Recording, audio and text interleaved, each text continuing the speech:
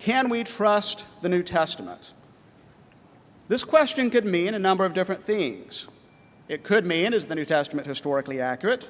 It might mean, is it theologically true? It might mean, is it internally consistent?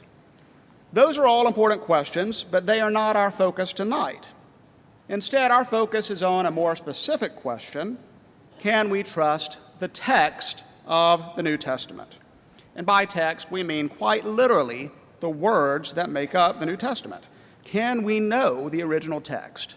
Can we know the exact words the original authors wrote?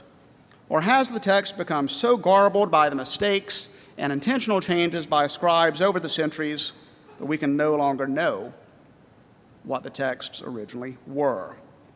Another way of thinking about this question is to ask this: how badly did ancient and medieval scribes corrupt the text of the New Testament? This is a crucial question for properly understanding the New Testament. And as our speakers will note, we do not have any of the original manuscripts that the biblical writers produced. We don't have a single original, not a single autograph. I refer you to the glossary in your program for definitions of technical terms like autograph. Instead of autographs, what we have are copies, or rather copies of copies, or even copies of copies of copies. On the one hand, we're fortunate to have thousands of these copies, over 5,800 Greek manuscripts of various sizes, with more still being discovered. For example, a team from the center led by Dr. Wallace just this past spring discovered 4 new Greek biblical manuscripts in Athens. In addition to Greek manuscripts, we also have thousands more manuscripts in languages like Latin, Coptic, Ethiopic, Slavic, Georgian, Armenian, Syriac. We also have quotes and allusions to the New Testament from various ancient writers. So this is a remarkable set of data. Think of the skill set that scholars have to work to actually read all of these languages. This is why text criticism is one of the most difficult subfields of biblical studies in which to work. This abundance of data, however, creates its own set of problems. We have all of these manuscripts, but they differ from each other because of the text variants introduced by scribes. When we compare the different readings, can we determine that one reading is more likely to be original than the others? If not, if we can't construct the original text, how far back can we push it? How early can we get? And if we can't determine the original text, how much does it matter? These are the sorts of questions that text critics tackle, and we're fortunate to have 2 of the best-known text critics in the world, Daniel B. Wallace and Bart D. Ehrman. We'll see that when they examine the evidence, they find much with which to agree with each other, but they find much on which they disagree. Ehrman has argued that we can't always know the original text of the biblical writers, while Wallace's center is devoted to the great and noble task of determining the autographs of the New Testament. That's a quote from the center's website. For Ehrman, we will always have significant gaps in our knowledge of the original text unless an autograph turns up. For Wallace, while the task of determining the original is not complete, it can be done, and we are well on our way to doing it. Clearly, they disagree. And yet, as you'll see, despite their differences, they obviously have great professional respect for each other. Our format for tonight is laid out in the program. Each scholar will present an opening argument of approximately 30 minutes. First Dr. Ehrman, then Dr. Wallace. After the opening arguments, the 2 will have opportunities to respond to each other, and then another round of response after that.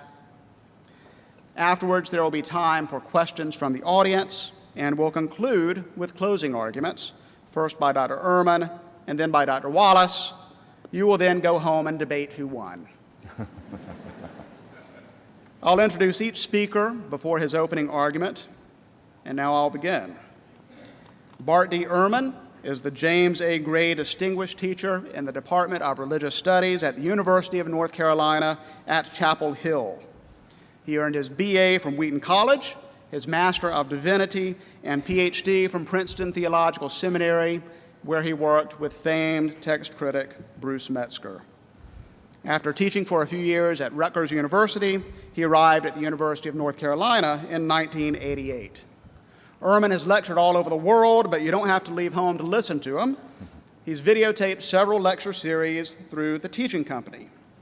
You may have encountered him on his numerous radio and television appearances on CNN and on shows like Fresh Air with Terry Gross, The Diane Rehm Show, The Daily Show with Jon Stewart, and even The Colbert Report, twice. Unfortunately, New Testament scholars, by definition, are unable to reach any level of cool. So, nice try. Ehrman has authored, co-authored, or edited 26 books. That was yesterday's count. It may be outdated. Many of these have been enormously successful. At least 4 have made it onto the New York Times bestseller list, which never happens for biblical scholarship. In turning biblical scholarship into bestsellers, Dr. Ehrman has inadvertently proven that miracles do happen.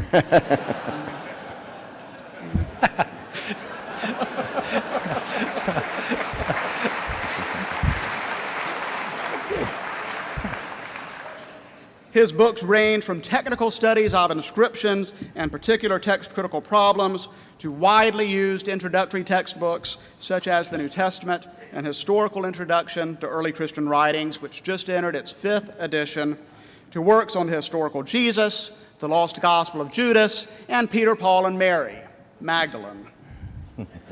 His most recent book, just out, is Forged, Writing in the Name of God, Why the Bible's Authors Are Not Who We Think They Are. For our purposes, I would like to highlight 3 other books. He's the co-author with the late Bruce Metzger of the 5th edition of the classic book, The Text of the New Testament, which is a standard reference for students and scholars alike. He also wrote The Orthodox Corruption of Scripture, the effect of early Christological controversies on the text of the New Testament, in which he argued that some of the changes scribes made to the biblical text were theologically motivated. He continues this same argument in the more popular level book, Misquoting Jesus, the story behind who changed the Bible and why, which is a very readable introduction to text criticism for those just beginning to learn about it. In short, he has thought quite a bit and written quite a lot on the issues under discussion tonight. Bart, we welcome you here tonight, and we ask, can we trust the text of the New Testament?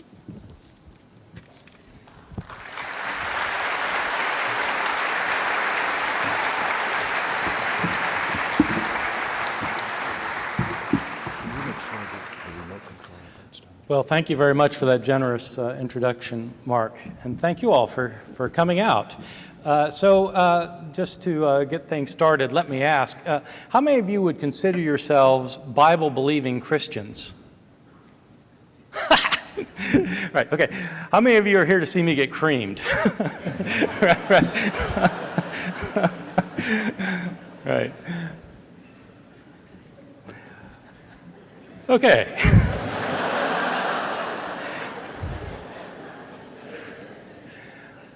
All right, so all I ask is that you approach it with an open mind. I have long thought about these issues, as Mark was pointing out. I did my PhD with Bruce Metzger, who was the world's leading scholar in text criticism. I was his final PhD student.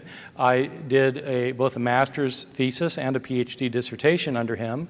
And then when I graduated from Princeton Seminary, I wrote for several years nothing except 4 books on textual criticism. I decided a number of years ago, 5 or 6 years ago, to try and write a book for popular audiences to explain what it is scholars have said about this field, and that was the book Misquoting Jesus that Mark mentioned. I should say that when I wrote Misquoting Jesus, that's not the title that I wanted to give it. You may not know this, but scholars who write books for popular audiences usually don't give the titles to the book. They're not allowed to give the titles to the book, and it's not a title that I wanted. Actually, since the book deals with how the New Testament had been transmitted over the centuries by scribes who sometimes changed the text, my preferred title for the book was Lost in Transmission, which I thought was a pretty good title. My publisher, though, decided against it because they thought that in places like Texas, if we called it Lost in Transmission and somebody went to the Barnes & Noble and saw it on the shelf, they would assume that it was a book about NASCAR. I suggested that might improve sales.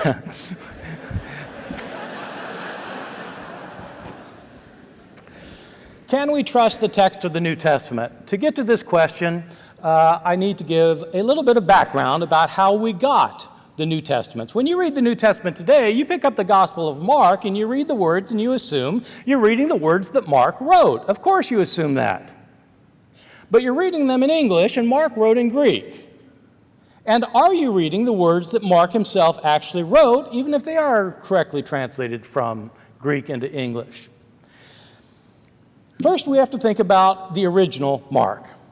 We don't know who Mark was, we don't know where he lived, we don't know when he was writing. It's usually thought that he was a Greek-speaking Christian writing sometime around the year 70, so about 40 years after Jesus' death. And some people think he was writing in Rome. I don't know where he was writing. Let's say he was writing in Rome.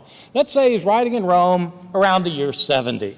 Mark wrote down an account of Jesus' life, death, and resurrection.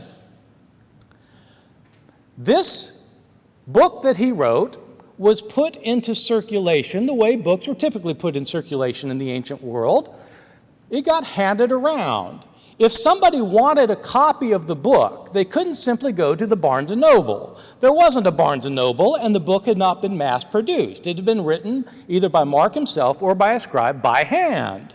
If somebody wanted to have a copy of their own, they had to make a copy, or to have somebody else make a copy for them. And so Mark was eventually copied. Maybe Mark was copied many times. Maybe he was copied only a couple of times. But once it was copied, more copies were needed, and so some people copied the copies. And then some people copied the copies of the copies. And some people copied the copies of the copies of the copies of the copies.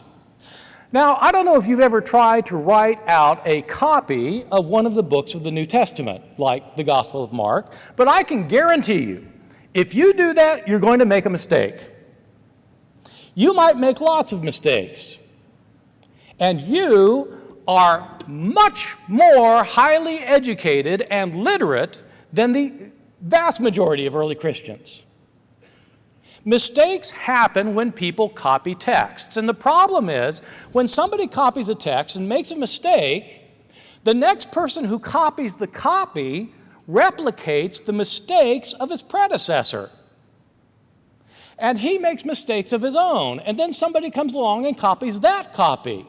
And when they copy that copy, they replicate the mistakes of both of their predecessors, and they make their own mistakes. And then somebody copies that copy. And it goes on like that for year after year after year. The only time mistakes get corrected is when a scribe is copying a text and they realize, oh, this copy has a mistake. And they try to correct the mistake. But they don't know what the original said. They're just trying to make it right. It's possible that when somebody tries to correct a mistake, that they correct it incorrectly. In which case, you've got the original copy, you've got the mistake, and you've got the mistake and correction of the mistake. 3 forms of the text, and then somebody copies that form of the text. And it goes on like that. Month after month, year after year, decade after decade. And so you get copies of the copies of the copies. We don't have the original version of Mark. We don't have the book he wrote. We don't have the first copy made of Mark, or any of the first copies, or copies of the copies, and we don't have copies of the copies of the copies of Mark. Mark's book was copied for very many years before we have any copy. The first copy we have of Mark is a manuscript that scholars have called P45. Now, they call it P45 because it's written on papyrus, which was the ancient equivalent of paper. It was the writing material people used to use, and it's called P45 because this happens to be the 45th papyrus manuscript of the New Testament that was cataloged. And so it's called P45. This is what it looks like. This is one page of P45. You can see that, that it is not a complete page. As you can see, there are holes in the manuscript here and here, and some of the margin is missing here. But this is actually one of the best preserved pages of this manuscript, P45. P45 is not a complete manuscript of Mark. Obviously, there's some things missing on this particular page. It doesn't have anything from the first 3 chapters. It starts with chapter 4, this surviving fragment we have. It's not entire, it's just fragmentary. This copy has only 5 verses from Mark chapter 4, and then it has verses from the following 8 chapters. It goes from basically chapter 4 to chapter 12, so it doesn't have the last 4 chapters. It doesn't have the first 3 chapters, so it's missing the first 3, the last 4, and it has some bits of the stuff in between. This is our first copy of the Gospel of Mark that survived, except for small fragments. We have a small scrap or 2 here or there, but this is basically the first copy of any use to us. So it's our oldest copy, and it's usually dated to around the year 220 CE or AD 220. Now, if Mark was written in the year 70, that means this copy was made 150 years after the original, and it's our first copy. This kind of time gap is not unusual in the New Testament. This is the kind of time gap we're talking about for most of the books of the New Testament, not just the Gospel of Mark, for most of them. I'm just using Mark as an illustration. We don't have a complete copy of the Gospel of Mark until the middle of the 4th century. Until about the middle of the 4th century, 300 years of copying before we have a complete copy that survives. There were lots of copies made before this complete copy, and there were lots of copies made before P45. P45 is not a copy of the original Mark. It's a copy probably of a copy made a few years earlier, which was a copy of a copy made a few years earlier, which was a copy of a copy made a few years earlier, and so on and so on. There have been numerable stages between the original and our first copy. How many mistakes had crept into the text before we start getting copies? There's no way to know because we don't have earlier copies. These are the earliest. The first complete copy, 300 years after. How many intervening stages of copying was it? We simply don't know. We can't know because we don't have the manuscripts to tell us. This, again, is not simply true for the Gospel of Mark. It's true for all of the books of the New Testament. It seems like when you buy the New Testament that we know what's in it because you go to the bookstore and you buy a New Testament and, you go to another bookstore, you buy the New Testament. It's the same thing, but not in the ancient world. If you lived in Rome and you read a copy of Mark and then you went to Ephesus and read a copy of Mark, you might be reading 2 different copies with 2 different wordings of this passage or that passage. These copies are circulating throughout the Roman world. Wherever Christians were, they wanted copies of the Gospels. If you wanted a copy of the Gospel and you lived in Ephesus, but it was made in Rome, you had to make a copy in Rome and take it to Ephesus. And then you made a copy that was maybe a copy of the copy of the copy. So maybe you're making a copy of a copy that in fact had a lot of mistakes in it, but that's the copy you have now in Ephesus. And suppose somebody from Colossae wants a copy. So they come to Ephesus and they make a copy of this mistaken copy, and that's the gospel they have in Colossae. And then suppose somebody from Antioch wants a copy. Well, they come to Colossae and they make a copy there of this errant copy that's based on copies of the copies of the copies, and it circulates around the Roman world like this, with everybody making mistakes and no way for us to know what mistakes had been made at the early stages. That's the problem we're confronted with the text of the New Testament. So, what can we say about our surviving copies? Well, the good news is we have lots of copies of the New Testament. We have lots more copies of the New Testament than for any other book in the ancient world. We have so many more copies than we have of Plato, or of Euripides, or of Homer, or of Aeschylus. Name your author. We have far more copies of the New Testament than any. So that's the good news. The bad news is we don't have any of the early copies. It's nice that we have copies from later centuries, but we don't have the copies that we want, which are the copies from the early centuries. What can we say about the ages of these copies? Well, the oldest copy of Mark is P45, which we looked at from the year 220. We have a fragment of a piece of the New Testament from almost 100 years earlier, maybe 100 years. It's hard to date these things. The way they date manuscripts is on the basis of handwriting analysis, basically. I mean, to simplify things, it's on the basis of handwriting analysis. There are scholars who are called paleographers who are able to look at a Greek manuscript and on the basis of the style of the handwriting tell you when it was written within about 50 years. Well, so we have this scrap called P52, the 52nd papyrus cataloged, which is a tiny scrap, probably from the early 2nd century, so maybe 180 years or 100 years before P45. It's a little credit card-sized fragment. It's about the size of a credit card, written on both front and back, that contains some parts of some verses from John chapter 18. The trial of Jesus before Pilate. It doesn't contain any complete verses. It is a triangular-shaped fragment that was discovered in the basement of the John Rylands Library in England, where scholars realized what it was. It was discovered someplace in Egypt, as all these papyri were. So it gives us a few verses, which is great. I mean, it's great to know that you had a copy of John floating around in the early 2nd century, but it's just a few lines. It isn't very much. The vast majority of our manuscripts that survive are from after the 9th century. From after the 9th century. So if these books, if all the books of the New Testament are written in the 1st century, as almost everybody thinks, then we don't really start getting lots of copies until the 9th century. These 9th century manuscripts we have are abundant. We have thousands of manuscripts from the 9th century, the 10th century, 11th century, 12th century, and so forth. But that's not the problem.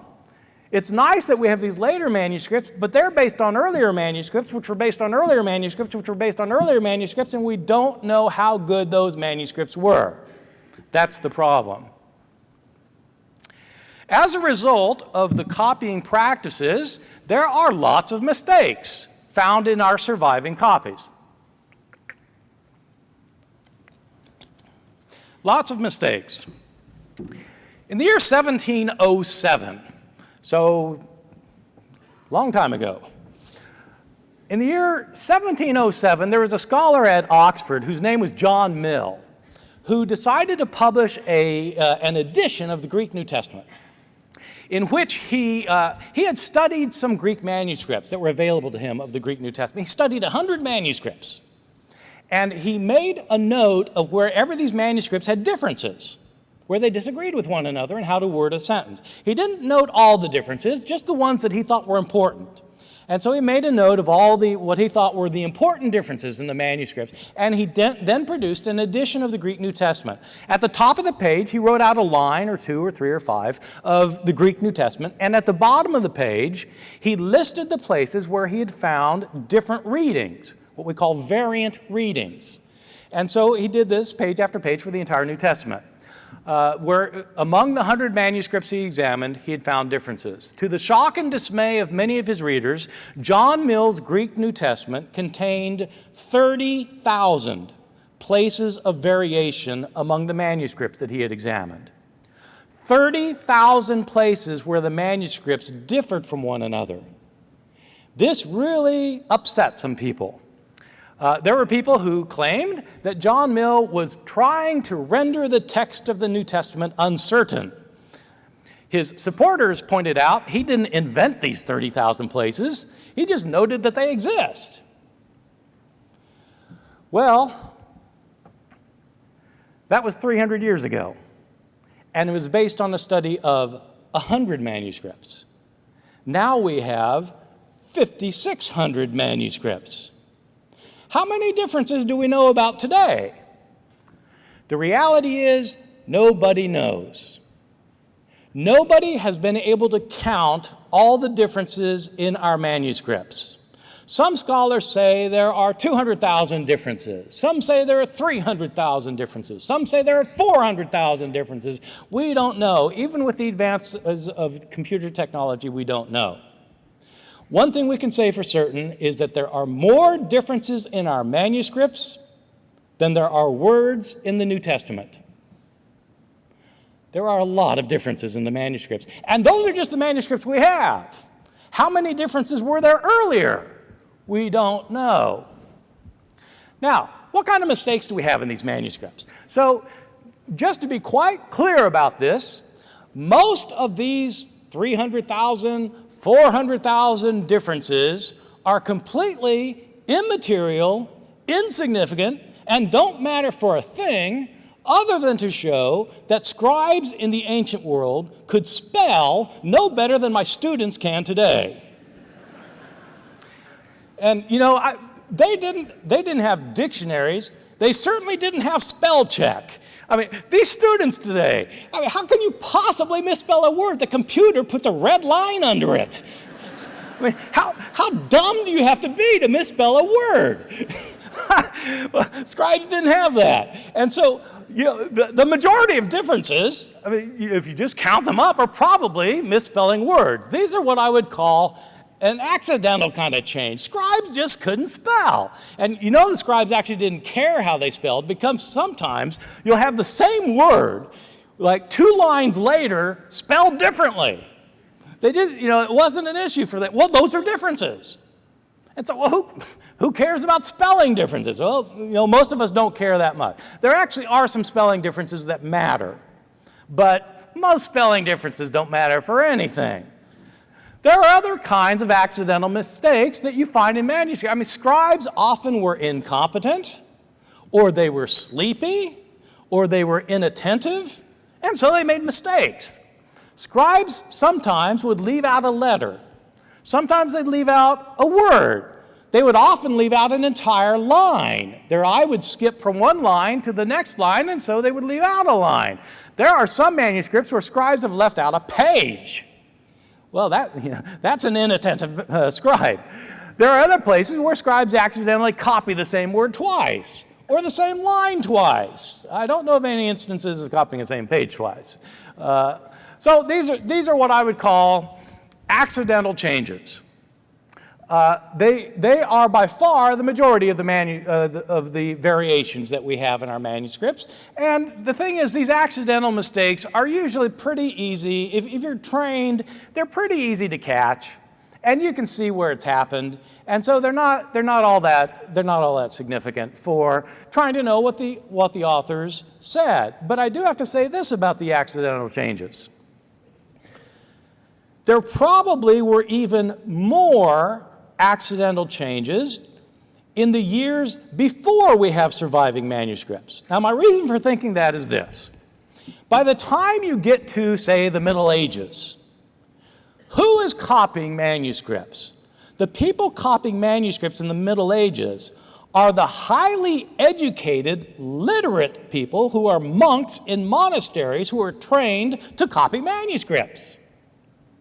Those are the people who copied manuscripts in the Middle Ages.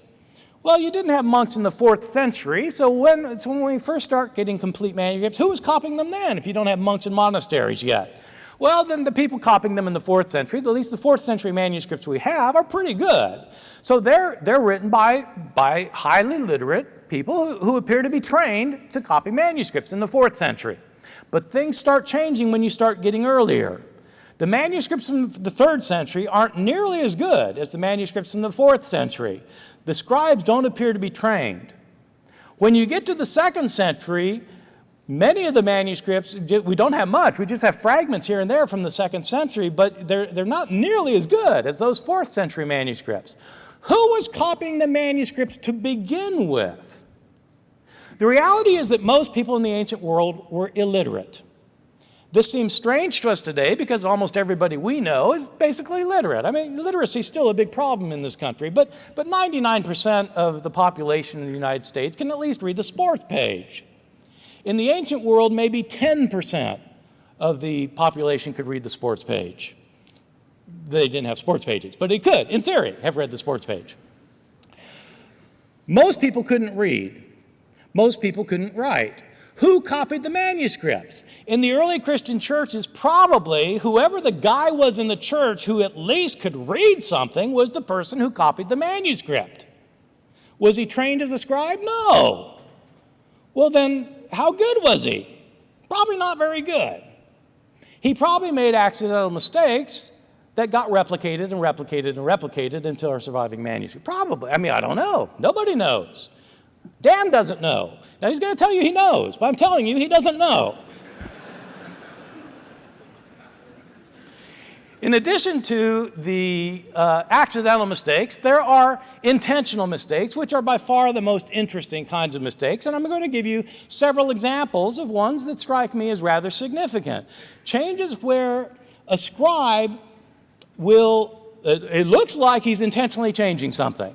Now, we don't have the scribes around to interview, so we don't know that they intentionally changed. I mean, we can't ask them, did you do this on purpose or not? But you're going to see from these examples, it looks like somebody's doing this on purpose, probably. If not, it's just a massive accident. But they still are important changes. And so we'll look at those. Before, I just want to make one final point, that the earliest scribes were much worse than the later scribes. They certainly made a lot more accidental changes.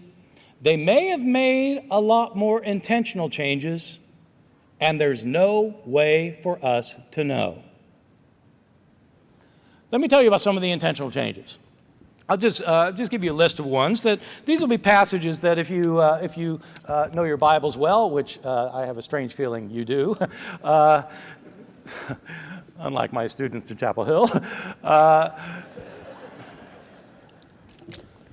these will be passages that you probably know about.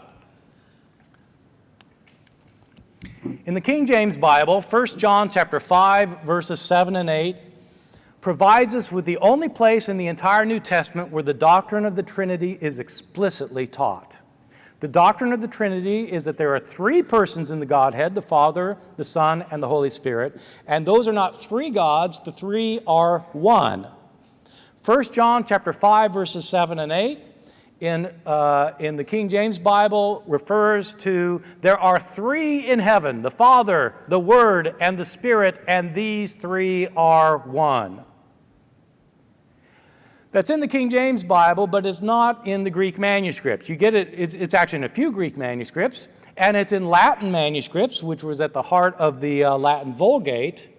It's an important verse because, as I said, you can intuit or you can reason towards the Trinity from other passages in the New Testament. This is the only passage that explicitly teaches it, and it wasn't originally in the New Testament.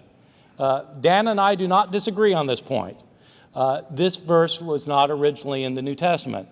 Is it an important verse? Well, it was for my grandfather. When the Revised Standard Version came out in 1952, he went through the roof, because it didn't have the teaching of the Trinity. They took out the Trinity.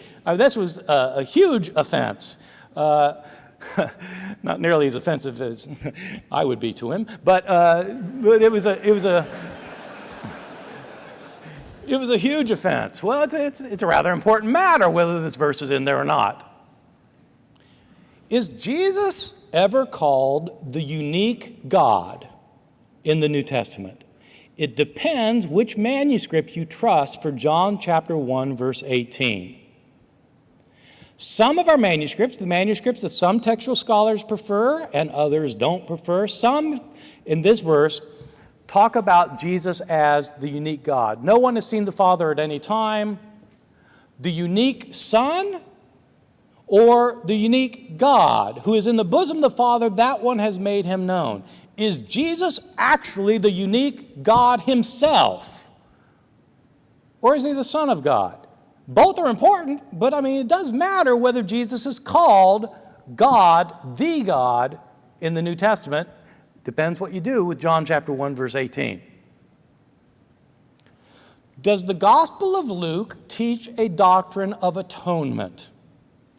The doctrine of atonement is that Christ's death is the death for sins. Luke, interestingly, changes a number of verses that he found in his predecessor, the Gospel of Mark, which talked about Jesus as an atonement for sins. Okay, so this is a little bit complicated, but everybody, most Bible scholars, I think most Bible scholars agree that Mark was the first gospel written and that Luke copied Mark for some of his stories, and he got stories from other sources. One of the verses in Mark is a very famous verse from Mark chapter 10. The Son of Man came not to be served, but to serve and to give his life as a ransom for many. This is a verse that Luke excluded when he gave his account of Jesus' life. He doesn't include that verse for whatever reason. It is striking that the only place where Luke's ideas about Jesus' death indicate that his death was an atonement for sins is in the passage Luke 22, verses 19 and 20, where Jesus it's at the Last Supper. Jesus, in Luke's gospel, Jesus first gives the cup before he gives the bread. This is the cup of the new covenant, etc. Then he gives the bread. This is my body broken. And then in some manuscripts, it doesn't just say, this is my body that's been broken. It says, this is my body that has been broken for you. And then it goes on to say, this cup is the covenant of my blood, which is shed for you. The death of Jesus for the sake of others, which is otherwise missing in Luke. And you say, well, so what if it's missing in Luke? It's in Matthew. Okay, but does it matter what Luke says or not? You say, no, it doesn't matter. It just matters what Matthew says. Really? Luke doesn't have a doctrine of atonement depending on which manuscripts you trust for chapter 22. The favorite story of many Bible readers of Jesus is the story of Jesus and the woman taken in adultery. Jesus is teaching in the temple. You all know the story. It's in all the Jesus movies. This story is so good, you can't leave it out of a Jesus movie. When Mel Gibson made The Passion of the Christ, even though it was about Jesus' last hours, he had to include this story, so he included it as a flashback. Right? Jesus was remembering this happened because you can't make a Jesus movie without the woman taken in adultery. Let the one without sin among you be the first to cast a stone at her. It's found in manuscripts of the Gospel of John, but it's not originally in the Gospel of John, probably, because it's not in the earliest manuscripts of John. It's a story that was added later after our earliest manuscripts. How many stories were added before our earliest manuscripts? We have no way of knowing. They may have been some of our favorite stories. How would we know? We can't know. We don't have any evidence. The last 12 verses of Mark, where Jesus appears to his disciples and tells them that anyone who converts and believes in him will be able to speak in foreign tongues, will be able to handle deadly snakes, will drink poison and it won't hurt them, those verses are not found in the oldest and best manuscripts of Mark. These are the verses used by the Appalachian snake handlers in my part of the world. I've always thought that on the way to the hospital, somebody should tell one of these people, actually, you know, those verses aren't in the original copy.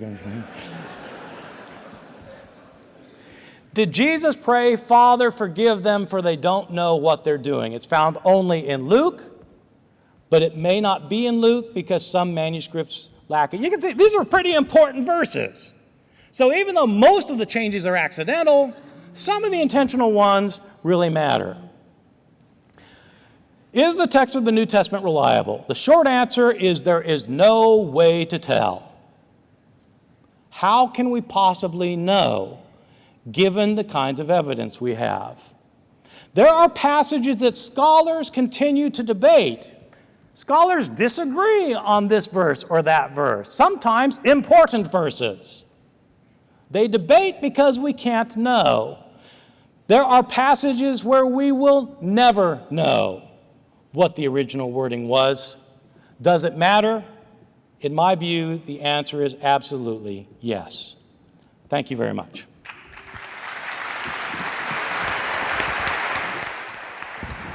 Thank you very much, Dr. Ehrman.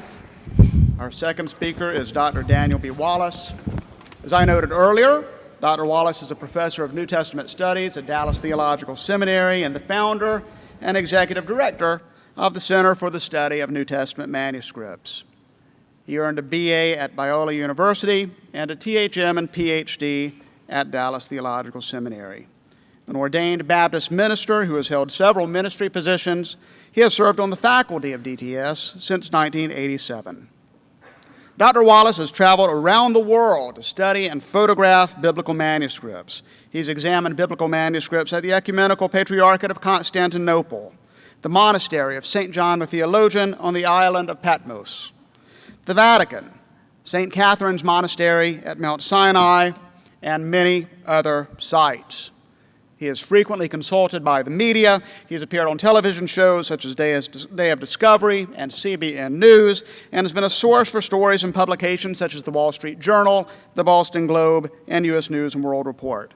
He's given over 100 radio interviews. In the scholarly world, he's best known for his extensive work in the areas of biblical Greek grammar and text criticism. His highly acclaimed textbook, Greek Grammar Beyond the Basics, an exegetical syntax of the New Testament, is used in, by one estimate, 2/3 of the biblical Greek classrooms across the country, in places like Yale Divinity School, Princeton Theological Seminary, and abroad in Cambridge University. His textbook on ancient Greek is so good that it's being translated into modern Greek. Just think about that. It's already been translated into Portuguese, Russian, and Spanish. He's the senior editor of the Net Bible, or the New English Translation. This is the first biblical translation to ever be beta tested on the internet. When a preliminary version was posted online for comment, over 1 million people looked at it. If it had been on Facebook, they would have said, like. The Net Bible has nearly 61,000 footnotes, the most of any one-volume Bible translation ever published.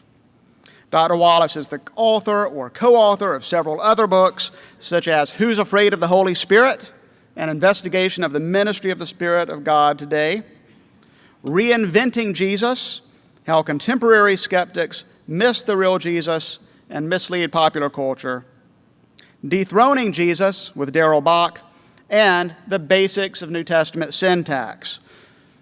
I was going to say that he's written 8 books, but that's yesterday's count, and it's out of date.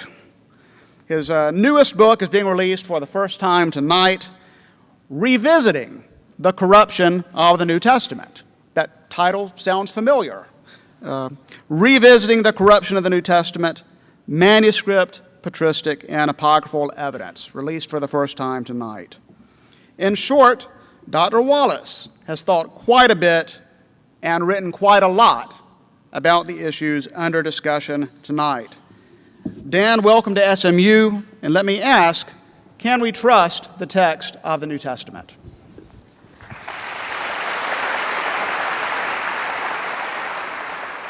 Bart and I have known each other for nearly 30 years. He's had a stellar career in New Testament studies, especially in the field of textual criticism. I have the highest respect for his scholarship, and more than that, I've come to marvel at his quick wit, his impressive rhetoric, and clear communication skills. So I want to begin by saying that I'm deeply honored to share the stage with him tonight. In the appendix to his immensely popular book, Misquoting Jesus, Bart declares, "The facts that I explain about the New Testament in Misquoting Jesus are not at all news to biblical scholars. They are what scholars have known and said for many, many years." He's right. So at the outset, I want to discuss our common ground. There are basically 5 things that we agree on. First of all, the handwritten copies of the New Testament contain a lot of differences. We really are not sure what the number is, but I agree with Bart that there are certainly more differences in the manuscripts than there are words in the New Testament. Secondly, the overwhelming majority of these differences affects virtually nothing. Third, we agree on what we think the wording of the earliest form of the text is, what I will call the autographic, or less accurately but more familiar to you, the original text. We agree on this almost all the time. Fourth, our agreement is even over several well-known and controversial passages, some of which Bart has already mentioned. Mark 16, 9 through 20, for example, where Jesus tells his disciples that they can drink poison and handle snakes and not get hurt. I agree with Bart that this passage is not part of the text that Mark wrote. And my apologies to anyone who has traveled to this debate from West Virginia.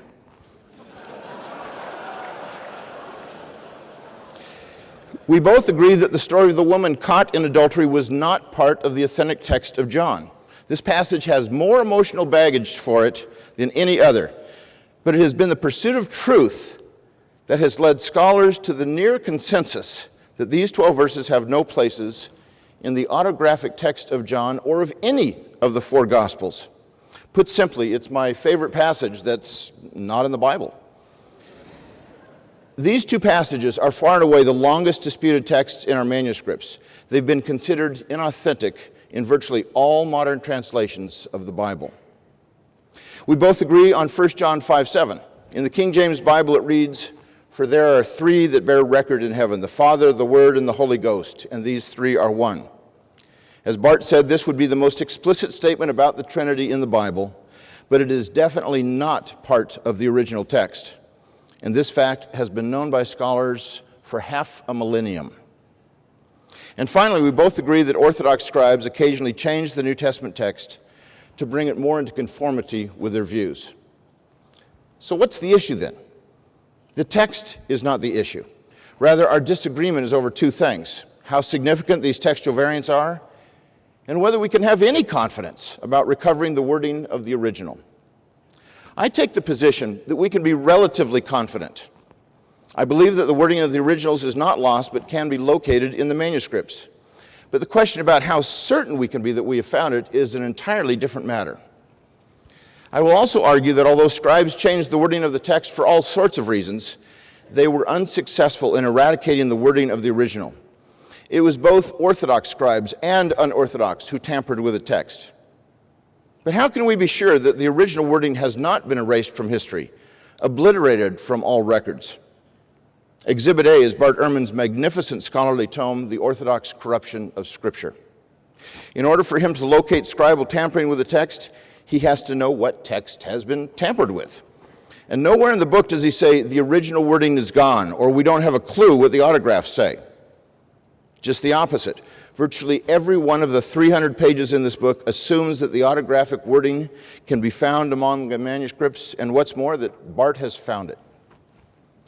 Well, let me begin with a couple of attitudes that rational people need to avoid. The first is absolute certainty, and the second is total despair or complete skepticism. On the one side are King James only advocates. They're absolutely certain that the King James Bible in every place exactly represents the original text. I've actually heard them say, if the King James Bible was good enough for St. Paul, it's good enough for me. And I think that was with a West Virginia accent, too. But this attitude is also one that many church-going, Bible-believing Christians embrace without realizing that their modern translations change with each new edition. On the other side are a few radical scholars who are so skeptical that no piece of data, no hard fact is safe in their hands. It all turns to putty because all views are created equal. If everything is equally possible, then no view is more probable than any other. And their mantra is, we really don't know what the New Testament originally said, since we no longer possess the originals, and since there could have been tremendous tampering with the text before our existing copies were produced. Such skepticism over recovering the original wording of the New Testament flies in the face of both reason and empirical evidence. These two attitudes, absolute certainty and radical skepticism, are like driving on the mountain roads in Greece, which I have done plenty of times. Drive too far to the left and you'll have a head-on collision with a tourist bus. Drive too far to the right and you will end up flying over the cliff where the guardrail should have been. Rational people recognize that both extremes result in disaster and that the only proper course is one of moderation. There are also four questions that we need to address tonight. How many scribal changes are there, for example? What kinds of textual variants are there? What theological beliefs depend on textually suspect passages?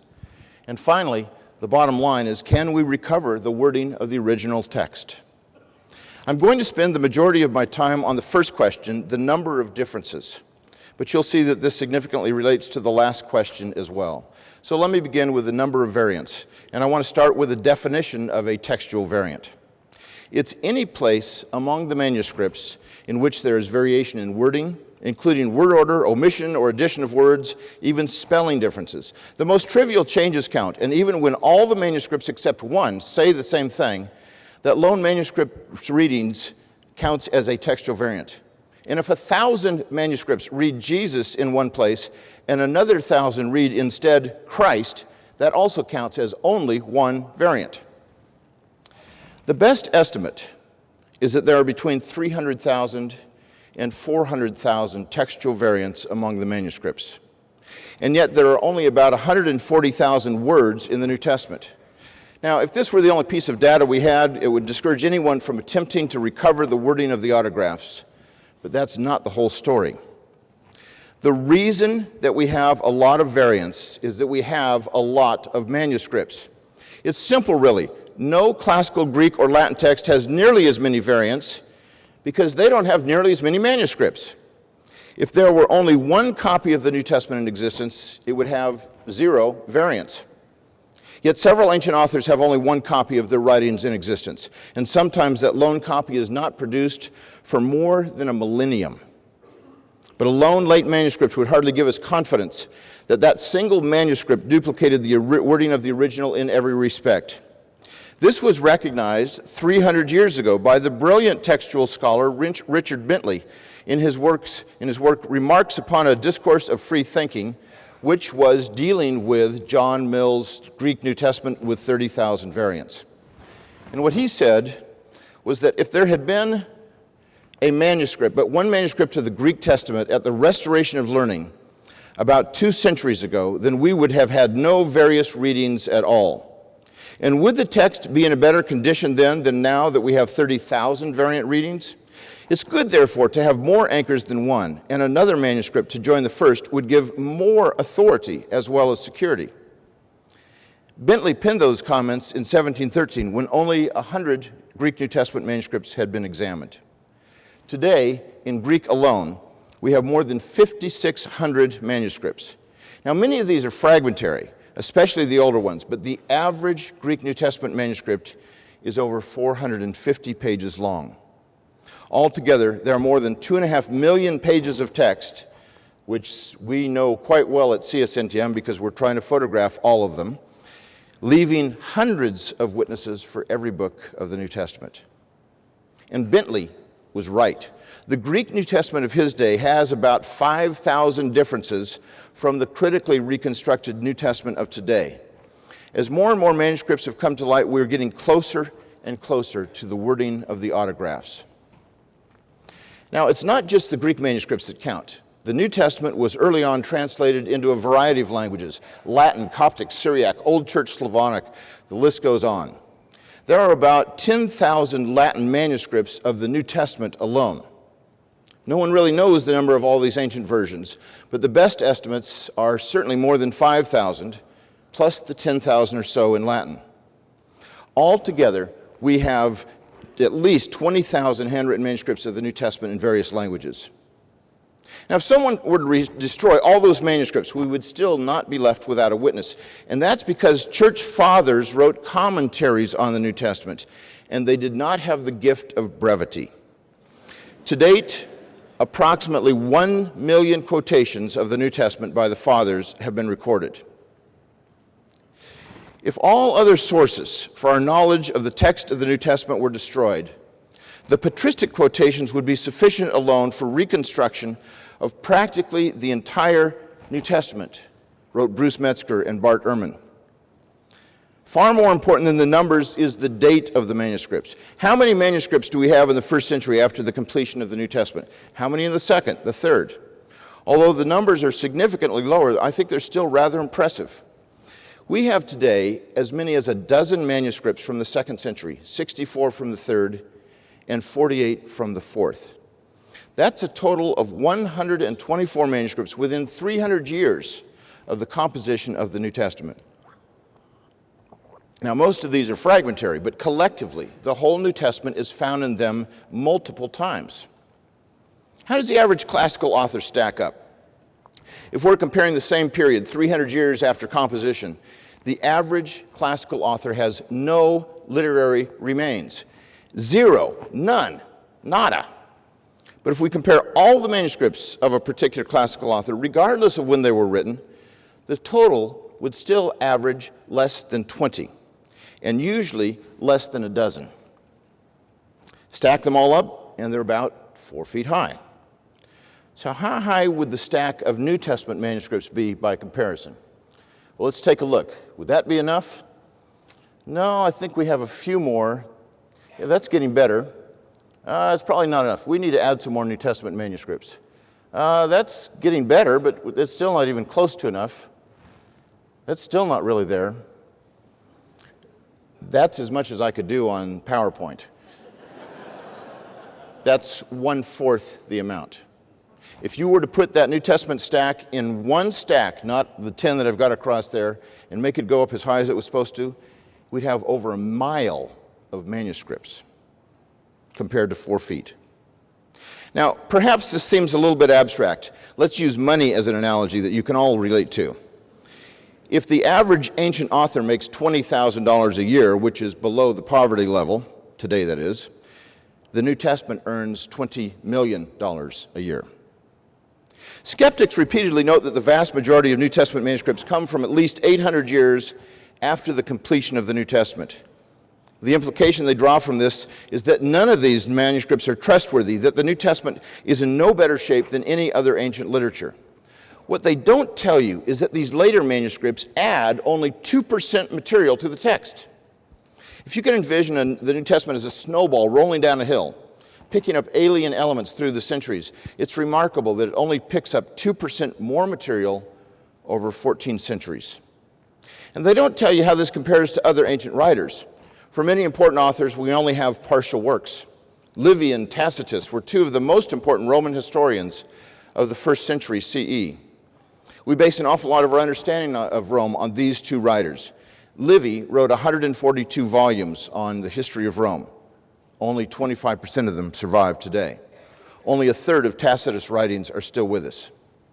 But we have 200 copies of Pliny the Elder's writings, but we're waiting 700 years for the first one. Plutarch's Lives are found in manuscripts no earlier than 800 years after he wrote. Josephus' Antiquities of the Jews is found in more than 20 copies, none earlier than the 9th century. The earliest copy of Polybius, the historian, was written 1,200 years after he wrote.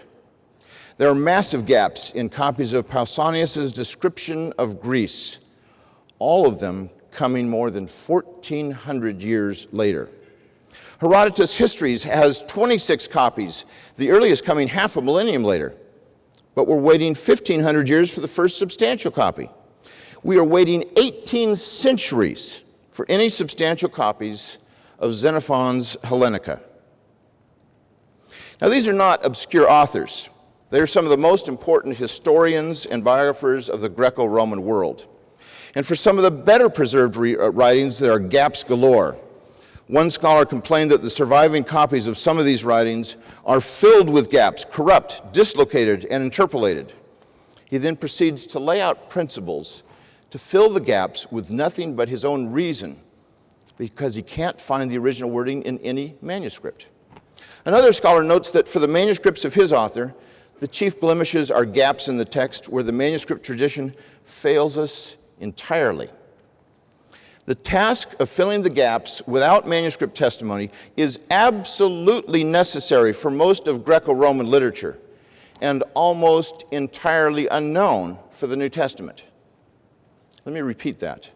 The task of filling the gaps without manuscript testimony is absolutely necessary for most of Greco-Roman literature and almost entirely unknown for the New Testament. Skeptics also don't tell you how many New Testament manuscripts we have in those earlier centuries.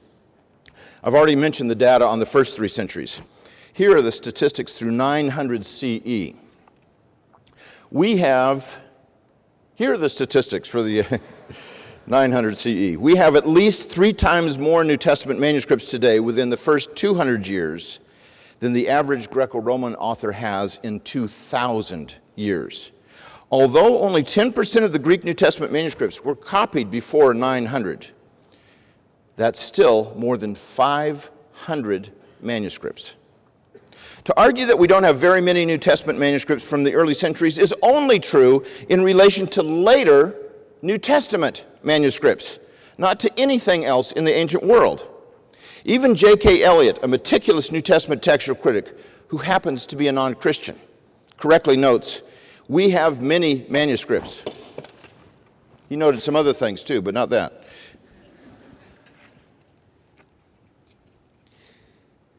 Mark, I lost a battery. Never should have quoted Elliott. I knew that was a risk.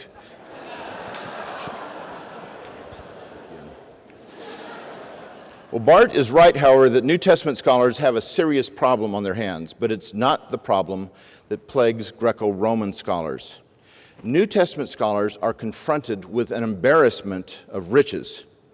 If we have doubts about what the original New Testament said, those doubts would have to be multiplied at least 1,000-fold for the average classical author. Now think about that. Are the skeptics really going to say that they have no idea what Plato or Demosthenes or Suetonius wrote? If they apply their skepticism of the New Testament text to the rest of Greco-Roman literature, then we might as well kiss all our ancient history books goodbye, because we would know next to nothing about the Caesars, Alexander the Great, Cicero, Plato, the glory that was Rome, or millions of other facts that these ancient manuscripts tell us. Our modern democracy, medical ethics, mathematics would all be eradicated. And most importantly, Russell Crowe could never have played the lead role in Gladiator.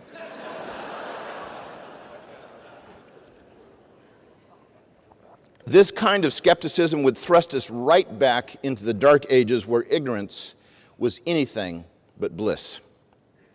Put simply, the New Testament is far and away the best attested work of the ancient world.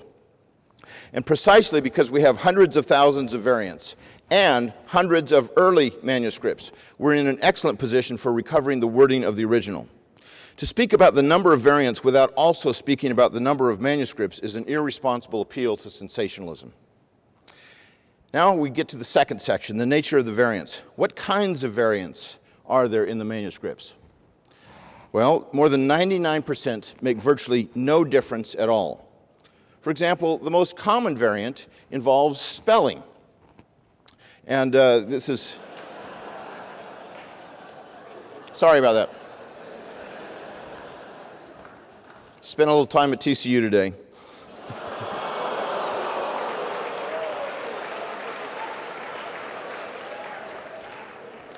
The absolutely most common textual variant is what's called a movable nu. That's N at the end of a word when the next word starts with a vowel, like our word a book, an apple, same kind of principle. Or at TCU they say an book, a apple.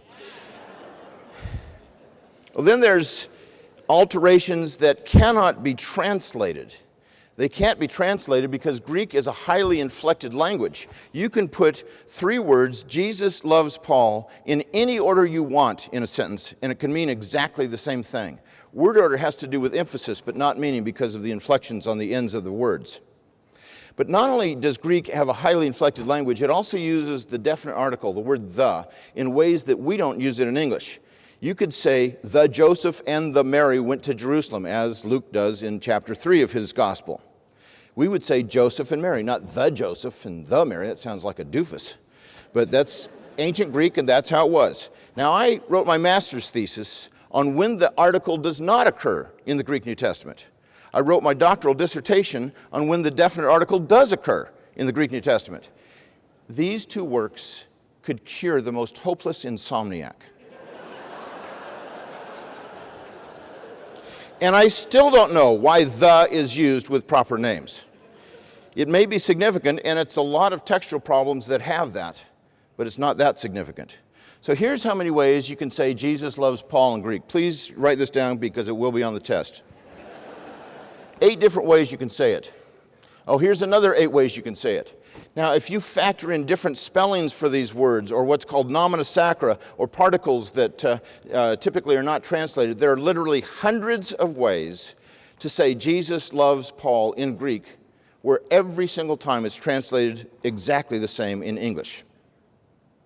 Now, if a three-word sentence like this could potentially be expressed by hundreds of Greek constructions, how should we view the number of actual variants in the New Testament manuscripts? That there are only 3 variants for every word in the New Testament when the potential is almost infinitely greater seems trivial, especially when we consider how many thousands of manuscripts there are. The smallest group of variants are those that are both meaningful and viable. Less than 1% of all textual variants fit this group. Let me just give you a couple examples. Bart went over some major ones that we both would agree on. Mark chapter 9, verse 29. Jesus is talking to his disciples after they tried to exorcise a demon and they came back in utter failure, and he said, "This kind cannot come out except by prayer." Well, some manuscripts, including some very early manuscripts, say, "and fasting." So, here's a significant issue. If you are in the business of demon exorcism, you want to know, some of these stubborn demons, do you have to cast them out with just prayer, or is fasting also necessary?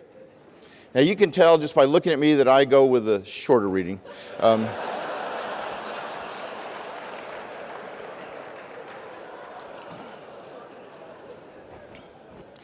Then there's Revelation chapter 13, verse 18.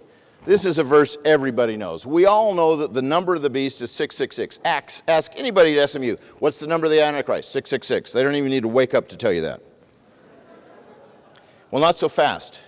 In the 1840s, a German scholar went to Paris to decipher a manuscript that it was extraordinarily difficult to read. And it took him almost 2 years to work through the entire thing. But he got to Revelation 13:18, and he noticed that in this manuscript it said 616 was the number of the beast. Now, most scholars think that 666 is the number of the beast and 616 is the neighbor of the beast. He just lives a few doors down, I guess. But then at the end of the 20th century at Oxford University, they discovered another fragment, a papyrus, that happens to be the oldest fragment of this particular passage. The one that Constantine von Tischendorf discovered or deciphered in Paris was our second most important manuscript for Revelation.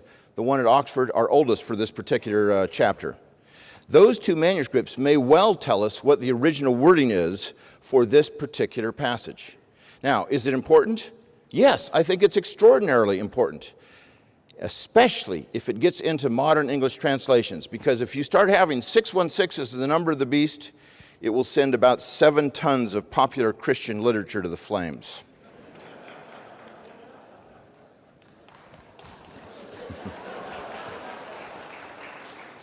Although the quantity of textual variants among the New Testament manuscripts numbers in the hundreds of thousands, those that change the meaning pale in comparison. Less than 1% of the differences are both meaningful and viable. There are still hundreds of texts that are in dispute. I don't want to give the impression that textual criticism is merely a mopping up job nowadays, that all but a handful of problems have been resolved. That's not the case. There are hundreds of passages whose interpretation depends to some degree on which reading is followed. Well, finally, or next to last, we ask the question, what theological beliefs depend on textually suspect passages? In the appendix to Misquoting Jesus, there is a Q&A section. The most telling question asked of Bart is this: why do you believe that these core tenets of Christian orthodoxy to be in jeopardy based on the scribal errors you discovered in the biblical manuscripts? Now, Bart's response may surprise you. Essential Christian beliefs are not affected by textual variants in the manuscript tradition of the New Testament. Suffice it to say that viable textual variants that disturb essential Christian beliefs found in the New Testament have not yet been produced. And finally, the bottom line: can we recover the wording of the autographs? I offer 4 arguments briefly that we can be relatively certain that we can recover the wording of the autographs. And first is a nice little quotation from Bart that I want to begin with, which he's mentioned already. Not only do we not have the originals, we don't have the first copies of the originals. We don't even have copies of the copies of the originals, or copies of the copies of the copies of the originals. You could probably put that to a tune. I like it. Well, first of all, this is probably true, but we really can't be certain about it. We can't be dogmatic if that's the case. But let's assume that it's true, but if it is, it's not the whole truth. The impression one gets from this statement is that the transmission of the New Testament is like the telephone game. It's a game that every child knows. You whisper something into somebody's ear, it goes down through 10 or 12 people, and then that last person spits it out to the whole crowd, and everybody laughs because the message got totally garbled. There's absolutely no motivation to get it right. But copying of New Testament manuscripts is hardly like this parlor game. First of all, the message is passed on in writing, not just orally. Secondly, textual critics do not rely on just the last person, but can examine the work of several scribes who are closer to the original source. Third, patristic writers are commenting on the text as it's going through its transmissional history. And when there are chronological gaps among the manuscripts, and we have quite a few, these writers often fill in those gaps by telling us what the text said in that place in their day. And finally, in the telephone game, once the story is told by one person, that individual has nothing else to do with it. It's out of his or her hands. But the original New Testament books were almost surely copied more than once and probably several times. And they were probably consulted even after a few generations of copies had already been produced. My second argument is that Bart speaks of the first 200 years of copying as uncontrolled, giving the impression that all manuscripts of this era were riddled with mistakes, both unintentional and intentional. The scribes, it seems, were undisciplined and wild, freely adding or subtracting words whenever they wanted to.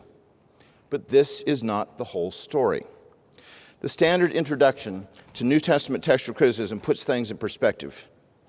It would be a mistake to think that the uncontrolled copying practices that led to the formation of the Western textual tradition were followed everywhere that texts were reproduced in the Roman Empire. In particular, there's solid evidence that in at least one major see of early Christendom, the city of Alexandria, there was conscious and conscientious control exercised in the copying of the books of the New Testament. Textual witnesses connected to Alexandria attest a high quality of textual transmission from the earliest times. It was there that a very ancient line of text was copied and preserved. These words are found in the 4th edition of the Text of the New Testament by Bruce Metzger and Bart Ehrman. Now, we can illustrate the quality of the Alexandrian manuscripts with two manuscripts that Bart and I would both agree are two of the very best New Testament manuscripts we have, if not the two best. Papyrus 75 and Codex Vaticanus, also known as B. Their agreement is higher than that of any other two early manuscripts. P75 is 100 to 150 years older than B, and yet it is not an ancestor of B.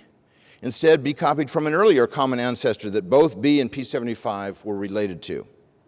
The combination of both of these manuscripts in a particular reading goes back most likely to early in the 2nd century. And third, the standard Greek New Testament in use today is known as the Nestle Aulon text. It not only produces what the editors believe is the wording of the original New Testament, but also lists tens of thousands of variants. Here's a picture of the text. They list 116 places where scholars over the centuries have thought that none of the Greek manuscripts have the original wording. If the manuscripts were so corrupt from very early times, then we would have a terribly corrupt text where we wouldn't have a clue what the original wording was in hundreds and hundreds of places. There's 116 that the editors list. They accept only one: the addition of a single letter to the end of a word in Acts 16:12. And yet two of the editors, Kurt Aulon and Bruce Metzger, felt that even in that one place, the original wording was to be found among the manuscripts. What Aulon and Metzger were arguing is that when it comes to the wording of the New Testament, it can be found either above the line or below the line in the Nestle Aulon text. In other words, the autographic text is found in A, B, or C, never none of the above. Finally, we can say even more. The vast majority of New Testament scholars believe that the wording of the autographs is not only recoverable, but that we have recovered it in most places. Total skepticism is uncalled for. In Exhibit A are Bart's many books on the New Testament.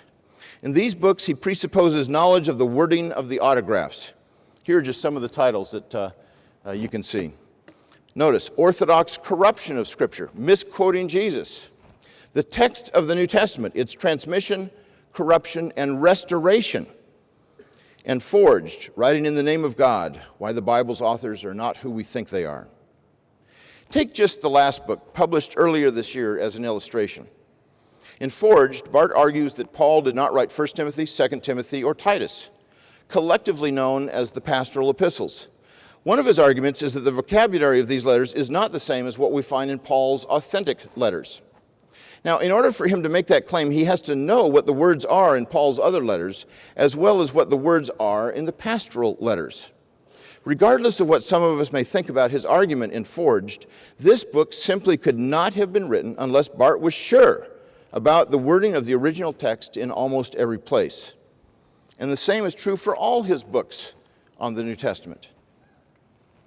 Is what we have now what the New Testament authors wrote nearly 2,000 years ago? It almost certainly is in all essentials. Even in most particulars, we can be relatively sure. To be uber skeptical about this in the face of the mountain of evidence is to take a leap of faith where the guardrail should have been. It is far more reasonable to be relatively sure that we can recover the wording of the original New Testament text than to be radically skeptical about the entire endeavor. Thank you for your attention.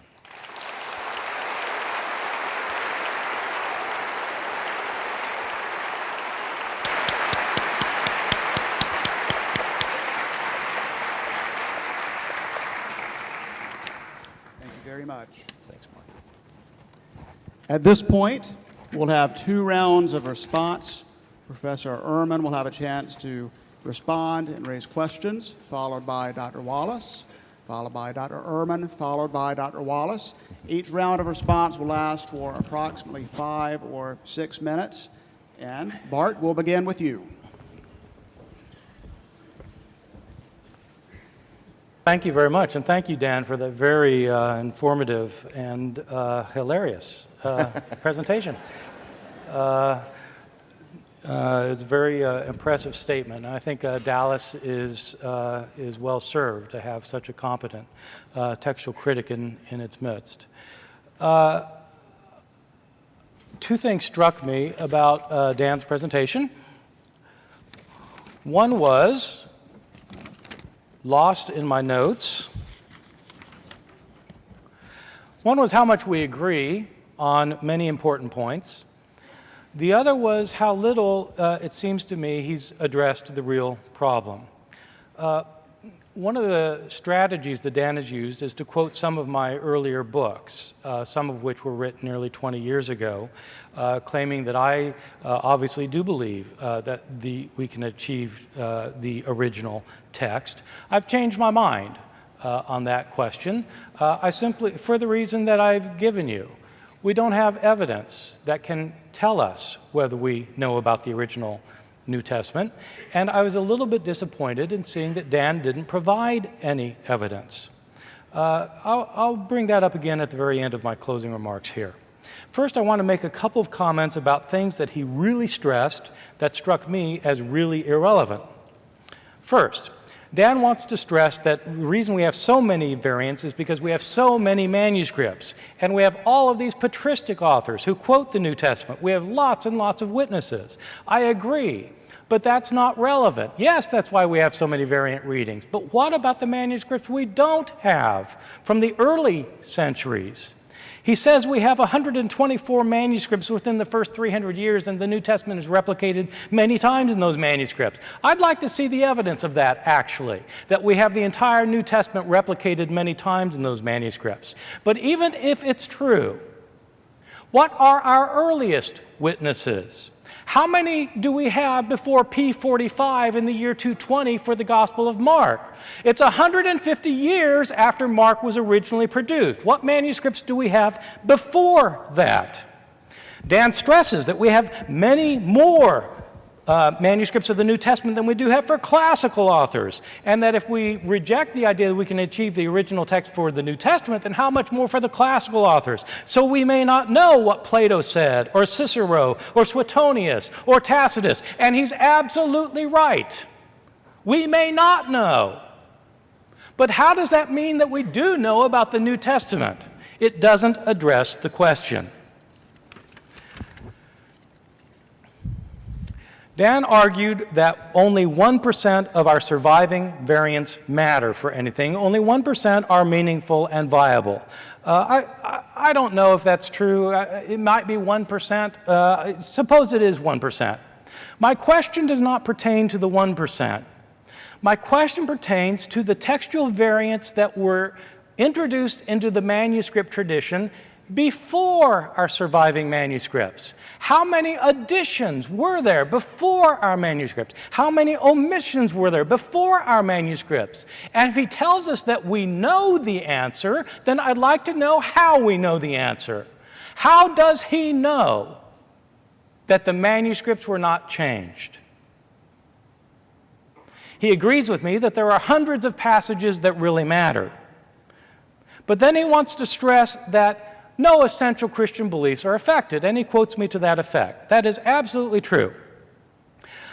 I don't think that Dan's theology will change, no matter which variants he looks at. But is that how we gauge significance? Does the problem not matter because none of our theological doctrines are changed? Let me give you an analogy. Suppose tomorrow morning we woke up and it turned out that in every Bible throughout the entire world, there was no longer to be found the Gospel of Mark, Paul's letter to the Philippians, or the book of 1 Peter. Which doctrines of the Christian faith would be affected by the loss of those three books? Not a single doctrine. Would it be significant? Yes, it'd be significant. It'd be hugely significant. Significance does not ride on whether essential beliefs are affected. Dan closed his talk by talking about whether we can recover the autographs, and to my thinking, he has not satisfactorily answered the question, and so I'd like him to try again.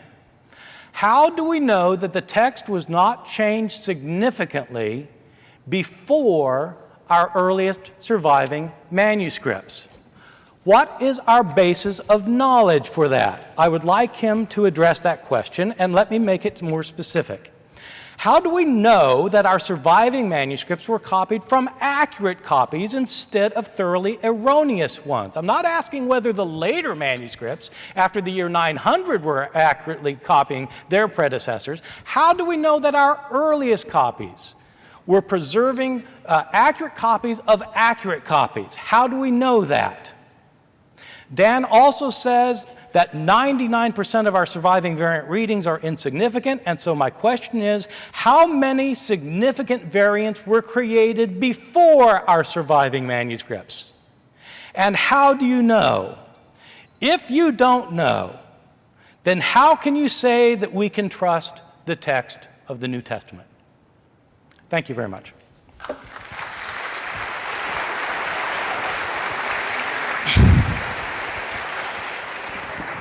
Thank you. Dan?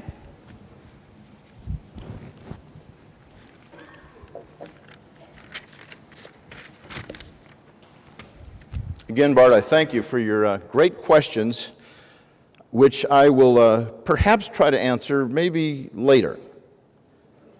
Because I had questions about your presentation as well. You said, for example, maybe Mark was copied only a couple of times.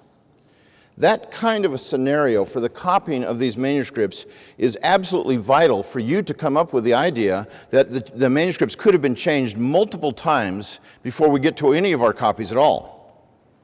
And yet we see that Paul asks that his letters get circulated to various churches, and so people were making copies of his letters. We see that Matthew and Luke both used Mark. And consequently, it must have been copied a couple of times, at least, just for them to use it. It's rather doubtful to suppose that these books, most of them, probably even some of them, were not copied multiple times from the original manuscript itself.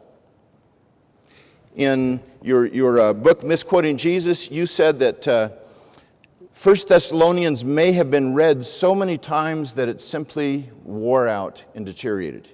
You didn't say that it could have been read and copied so many times that it wore out and deteriorated. So I give my evidence again. It is not proof. And I'm not the one who says that I know something. You're the one who says that you know that you can't know. I'm the one who's saying, I think we have probability on our side. And we have good reason to come to grips with this. And you can compare this with the Greco-Roman literature and recognize that the New Testament itself is in much, much better shape than those other documents in terms of giving us what the text of the church believed in. And then you have the early church apostolic fathers and other groups that write about this stuff, and the patristic writers that are commenting on the text, early versions, some of which go back to the 2nd or 3rd century, and then they take on a life of their own that's no longer intersecting with the Greek text. Those become, in a sense, an early manuscript that we can look at. One of the problems you've got in your presentation, I think, is you want to say we don't know what the errors were that were created. It went all over the map. Well, if it went all over the map, we would have such incredible chaos.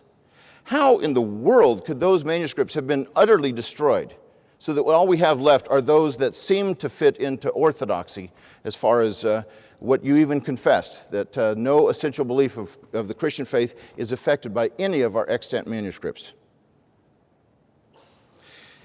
You also said the earliest scribes made a number of mistakes in their copies and that they were, in fact, the worst scribes we have.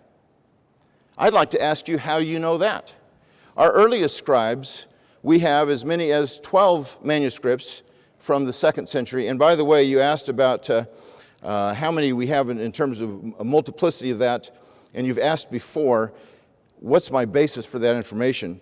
The Kurzgefasste says that there are 10 manuscripts from the 2nd century or on the cusp of the 2nd and 3rd century. And Eldon Epp, in one of his recent articles, actually added one more. He went to 11. I've looked at what T.C. Skeet has said about some of these things. Comfort and Barrett, I think they go way too liberal in terms of giving an early date for the manuscripts, but I've added one more. My number is less than what many people would have. It's one more than what Eldon Epp has. And it's 13 more than what he has through the 4th century. 124 manuscripts I've got, he's got 111. Now, you talk about these early scribes not being literary scribes, not being trained scribes, and then you talk about the ones who are trained, which are in the Middle Ages. That is certainly true. But so is the scribe of Sinaiticus in the 4th century. So is the scribe of Vaticanus in the 4th century. In fact, so is the scribe of P66 in the 2nd century. And that scribe did his work, according to E.C. Caldwell, in a scriptorium where his primary concern was to make pretty letters. He made a lot of mistakes. There's another manuscript that's almost as old as that, P75, that we know was not produced in a scriptorium, not by a professional scribe. It looks like chicken scratches almost. It's legible, but it's certainly not pretty. But that scribe copied out his manuscript one letter at a time. And you and Dr. Metzger both said that P75 and B together attest to a very early tradition, a very ancient tradition. So what I am saying about what I probably know, not certainly know, is what you and Dr. Metzger said in 2005 in the 4th edition of the text of the New Testament. The other thing, though, on these early scribes is that P75 was written in what's called a documentary hand. A scribe who writes in a documentary hand means that he's not trained to be a literary scribe copying literature, but he is trained to be a bureaucrat, a CPA, a bean counter. Those scribes were meticulous, and one of the great pieces of evidence to demonstrate that our manuscripts come back from these documentary hands is the use of numbers in the manuscripts. We don't see this in the more literary manuscripts. What we see is the numbers spelled out, while as in the documentary hands, they are not spelled out. P75 was written with a documentary hand. He was an untrained scribe, and yet Bart agrees that that's one of the very best manuscripts we have of the New Testament. The last question is, when you speak about these manuscripts and the mistakes that they made, what kinds of mistakes are you talking about? In those early centuries, you said that the mistakes that they made were mistakes that were accidental, not intentional. Those are the easiest mistakes you mentioned to discern. Let me give one example as I wrap up, and that is in one manuscript, John 1:30, it says, has John the Baptist say, after me comes heir. Well, that doesn't make much sense. The Greek word that he miswrote was aner, which means man. After me comes a man. Now that's a nonsense reading, but I think the next scribe would know, hey, this must mean aner, after me comes a man, speaking about Jesus. Now, if you don't believe that Jesus ever existed, you would not call that a nonsense error. After me comes error, Jesus didn't exist as far as you're concerned. But I think it is a nonsense error and easily corrected by the next scribe. Thank you. Thank you.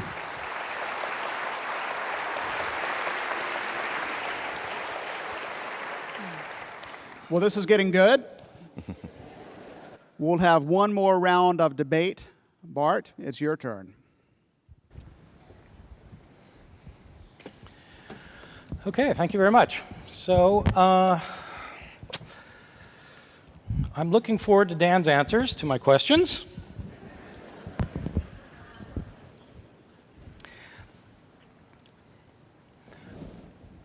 Dan raised several questions for me that are they're very good questions, and I certainly want to deal with them.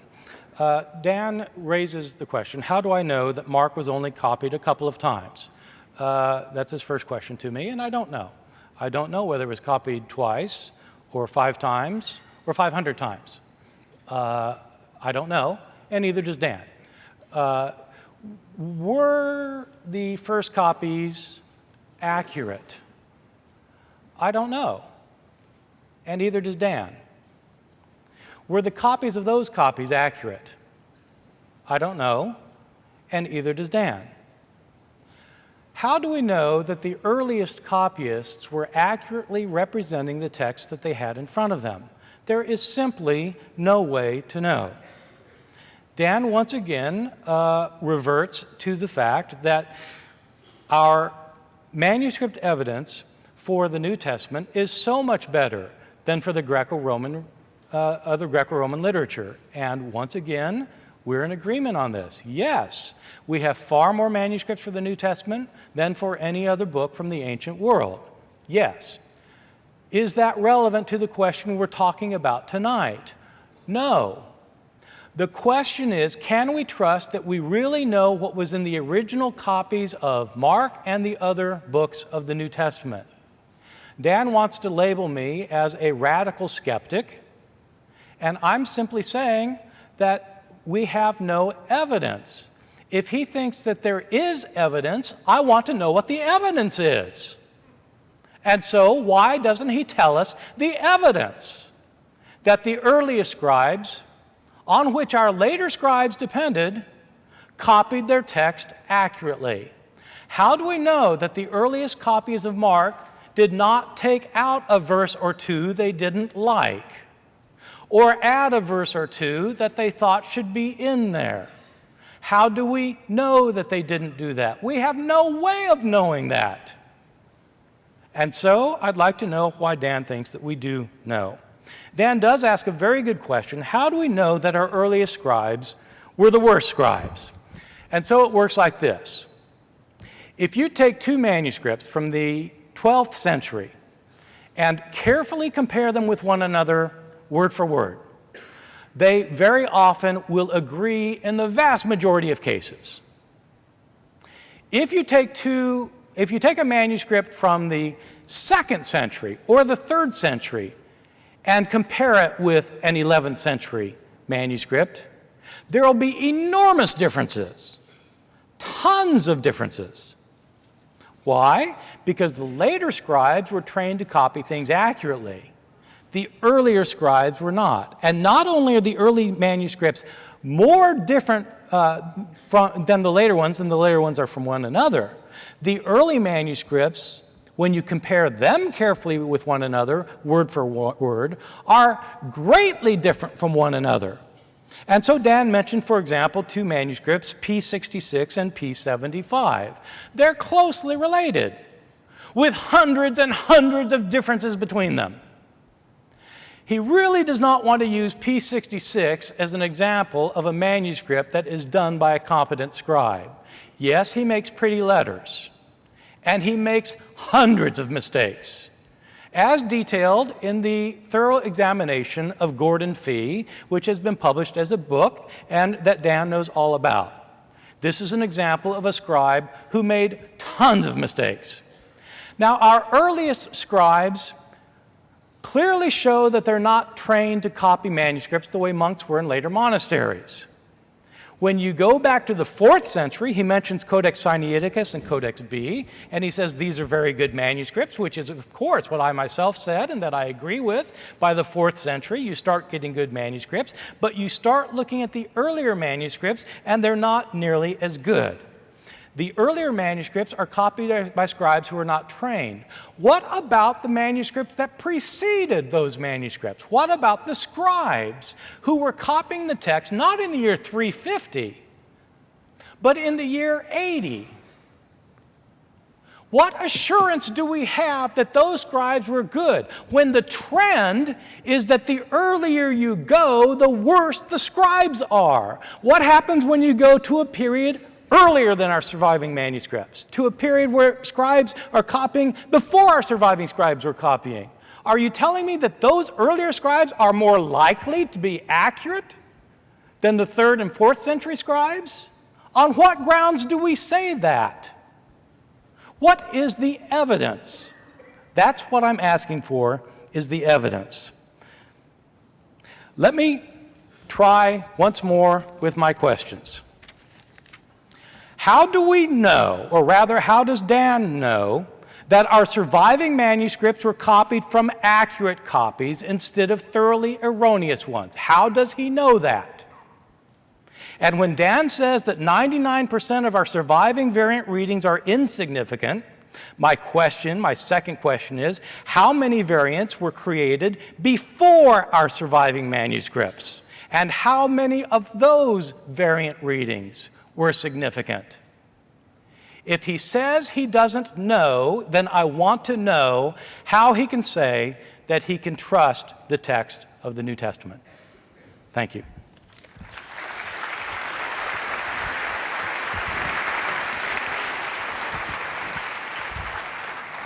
We'll conclude our round of responses with Dan.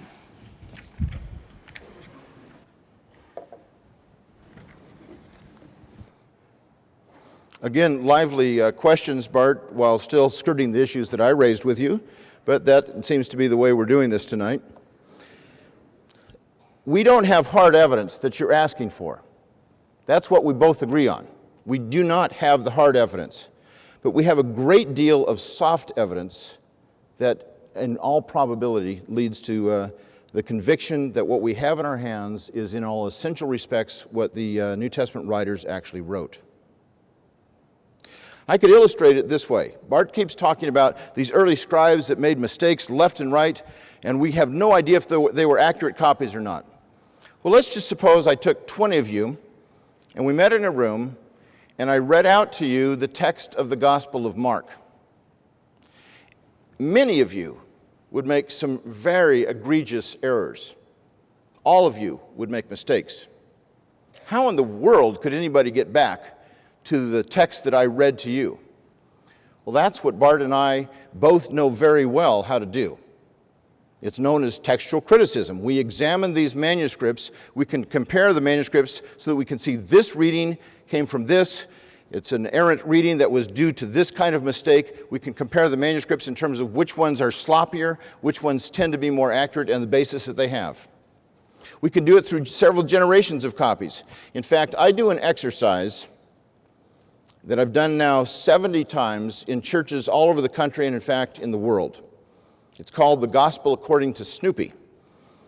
I wanted to use a mild name so that we could play it pretty well. We get 50 people, 22 of whom are scribes. I give them a passage to copy out in English, and each scribe has instructions. One scribe has the instructions, you're making theological changes. Another one, you have bad hearing and you're hearing this in the scriptorium. Another one, you're a terrible speller. Another one, you have no idea how to write so that anybody could even read what you're saying. I have done this exercise 70 times over the last 35 years with lay people, with people who know nothing about textual criticism except what I tell them the hour on Friday night when we begin.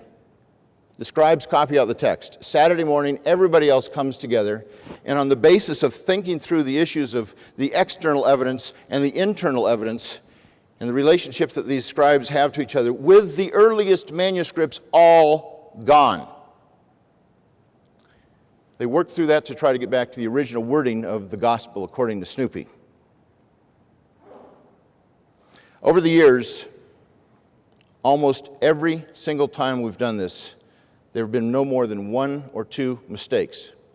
There has never been a serious change in the text, something like to versus also, those kinds of changes. These are people who don't know anything about textual criticism. They have the same kind of a situation that New Testament scholars are facing, and we are trying to put this together on the basis of probability. I give them an hour instruction on Friday night, and then I let them decide how to go about getting back to the original with no instruction. They have to do it on their own, and they debate in groups, they get back together. It's about a 4 or 5 hour project. Over a dozen times, they have exactly duplicated the wording of the original text. The worst group I ever had was Dallas Seminary doctoral students, but I don't want to talk about them. I think they missed it by 4 words. Bart, you talk about the worst scribes. And you say it's the earliest scribes that are the worst. And the way you can tell is because you can compare them to an 11th century scribe that's very accurate. I don't think that you're trying to say, in fact, I know you're not trying to say, that the text of the 11th century manuscript, which is almost surely going to be Byzantine, is better than the early Alexandrian manuscripts. What you're trying to say, I think, is that these manuscripts that you consider to be the worst manuscripts are that they are not done by professional scribes, and consequently, they have mistakes in them. But even then, I have to ask, what manuscripts are you talking about? I don't think it's the 2nd century manuscripts. We have 4 fragments of the book of Acts and elsewhere in Western manuscripts in the 3rd century. We have part of a gospel in the late 4th century that has the Western text, and then we have a Gospels manuscript in the 5th century that's Western. That would be the wild copying texts. But the Alexandrian manuscripts do not greatly differ from one another, as you suggest, except in those incidental errors. My evidence for this is Dr. Tim Finney's doctoral dissertation on Hebrews. He's from Perth, Australia, and he demonstrated that the early manuscripts have incidental errors for the book of Hebrews. And Barbara Allon, the former director of the Institute für Neue Testamentliche Textforschung in Münster, the flagship institute for text critical studies, recently wrote an article in which she looked at the early manuscripts for John, and she said, they really are very similar to each other, except for the kinds of mistakes that we can determine what's going on. I think that you're trying to suggest, Bart, that out of chaos, we get this order, when the chaos actually, of all these manuscripts we possibly could start with, would only end up in us having variants where we could get back to the original just exactly as we do today. Thank you.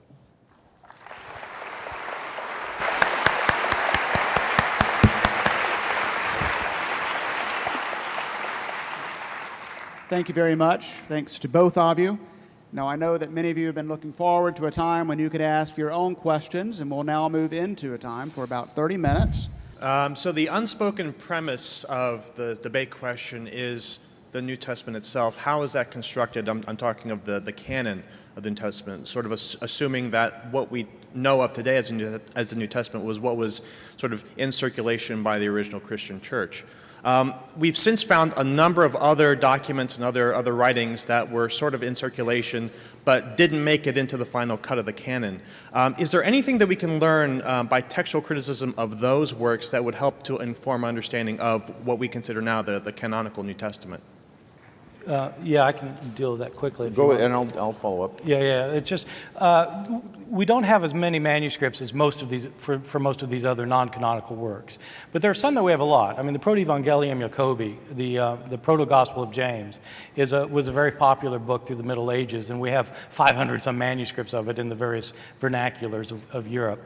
And what we find in the case of these non-canonical books is exactly what we find in the case of the canonical books. Scribes made a lot of changes, sometimes intentionally and sometimes unintentionally. So they didn't copy the New Testament manuscript any better than they copied the others.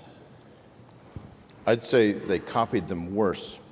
We have some evidence that's been done by Martin Heide on the Shepherd of Hermas, and it's copying history. He said it's much worse than the text of the New Testament.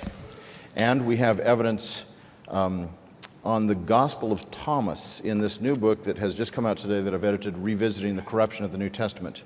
Mr. Tim Raschuti wrote a chapter comparing the Coptic text of the Gospel of Thomas with the 3 Greek fragments that we have, a text-critical comparison. And what he noticed is that there are pretty radical differences within a 100-year period of time, and the extrapolation is that it's much worse than what we seem to have for New Testament manuscripts. Thank you.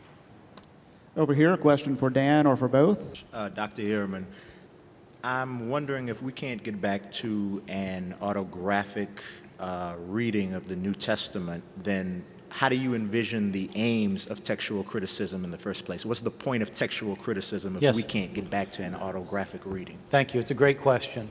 And this is where I'm going to disagree strongly with something that Dan said. When Dan said that the vast majority of textual critics think that we can get back to the originals. As Dan knows full well, the term original text is generally not used anymore by textual critics.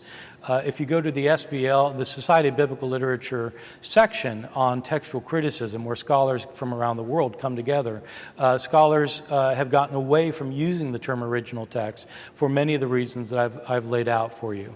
The very center of textual research at Münster, Germany, which is there are 2 major centers of textual research in Europe. One is in Münster, Germany, one is in Birmingham, England. And both of them have gotten away from talking about the original text.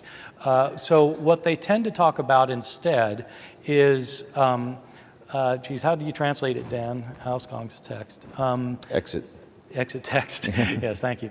It's what we try to reconstruct is the text from which the surviving witnesses descend. And we don't know whether that text that we reconstruct is the original or not. That's all we can do. We can only reconstruct the earliest form of the text. And whether it's the original or not, Dan says yes, and I say I don't know. Let me respond to that too.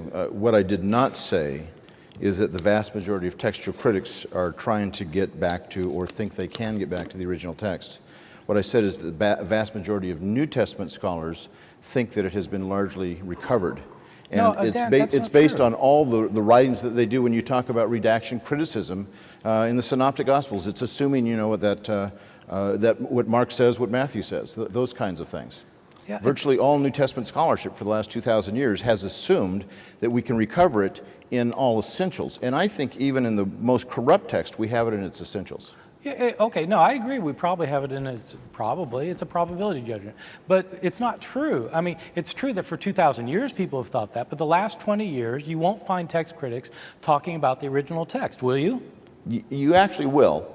They will talk about it in terms of using the Hauskong's text, initial text, autographic text, that kind of terminology, because of Eldon Epps' article that says there's problems with using the term original text.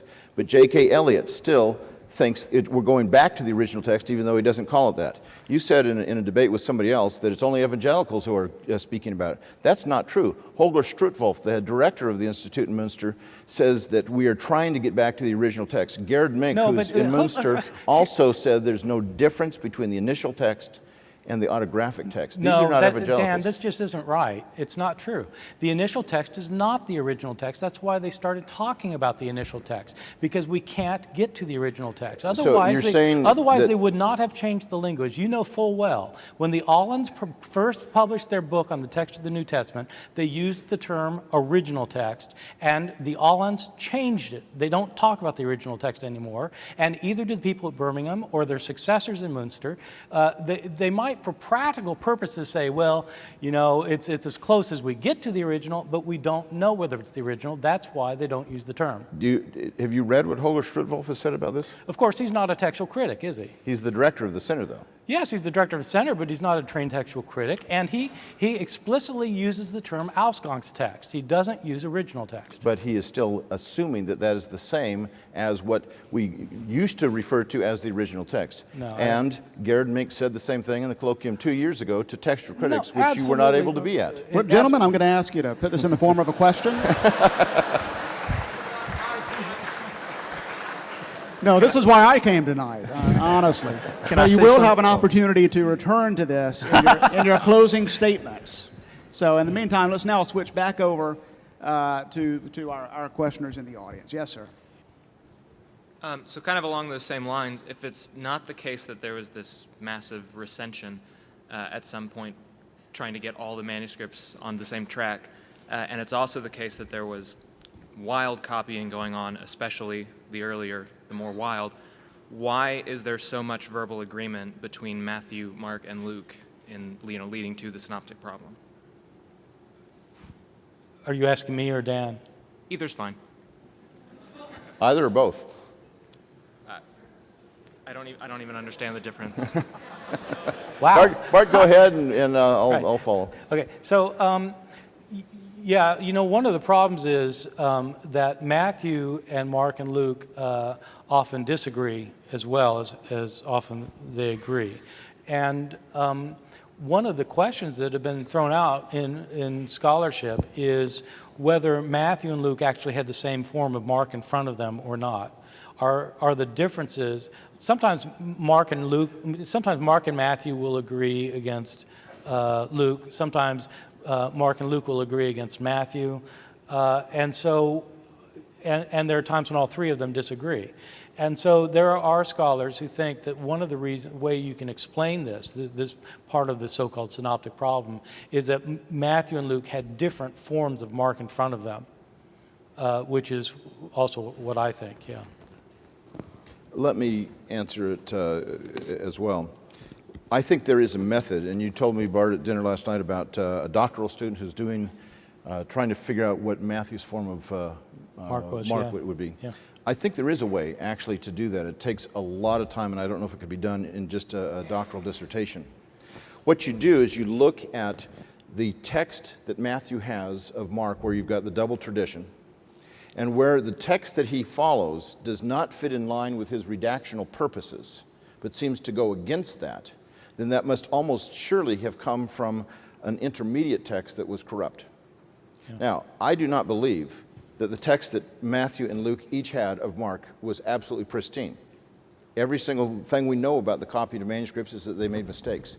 But I have been spending the last several years trying to find where there's something in Matthew that would not go along with his redactional purposes in his change of Mark.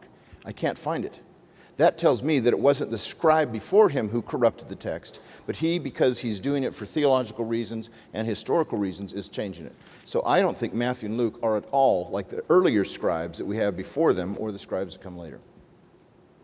Can I just ask real quick, between what we have, the strong evidence that we have that's been presented, and the original autographs, what would it be in between that would convince you that it's trustworthy, other than the autographs?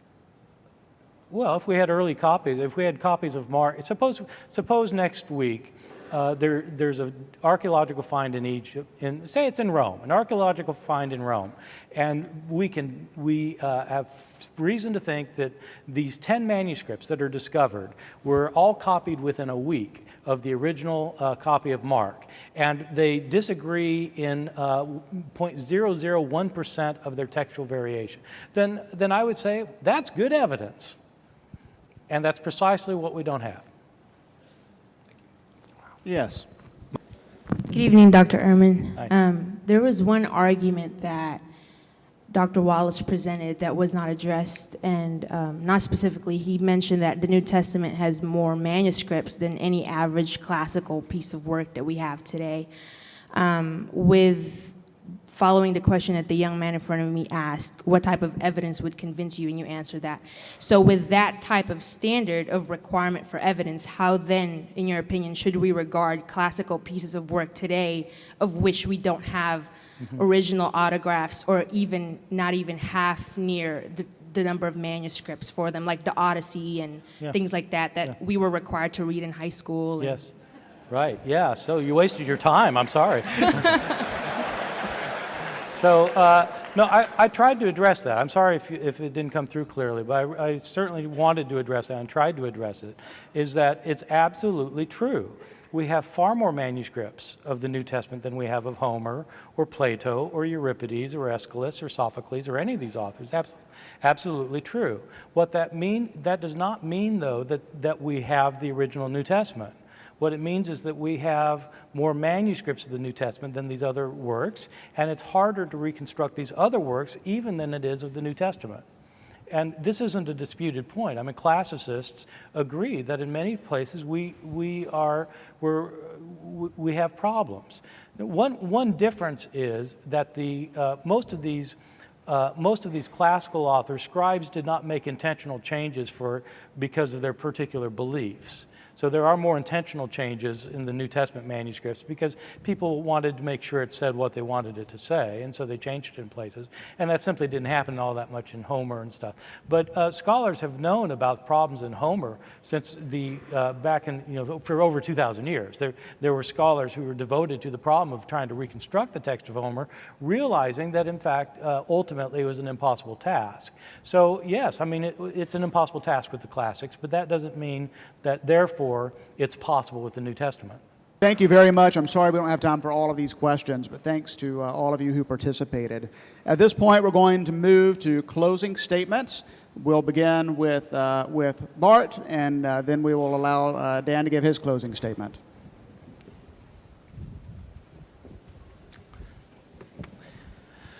Well, thank you all very much again for being here. This has been a very lively back and forth, and I've enjoyed it very much. I want to say that I am not at the end of the day, I'm not a complete skeptic about the New Testament. I think historians have to weigh probabilities. Is it probable that the Gospel of Mark that we have today is completely unlike anything that Mark really wrote? No, it's not probable. Do we know that it's exactly what Mark wrote? No, we don't know that either. We just don't know. How different is Mark from the original Mark? We don't know. What if it's only 3 or 4% different? Isn't that good enough? Well, it might be good enough for some people, but what if you knew that you could trust your spouse 97% of the time? Is that good enough?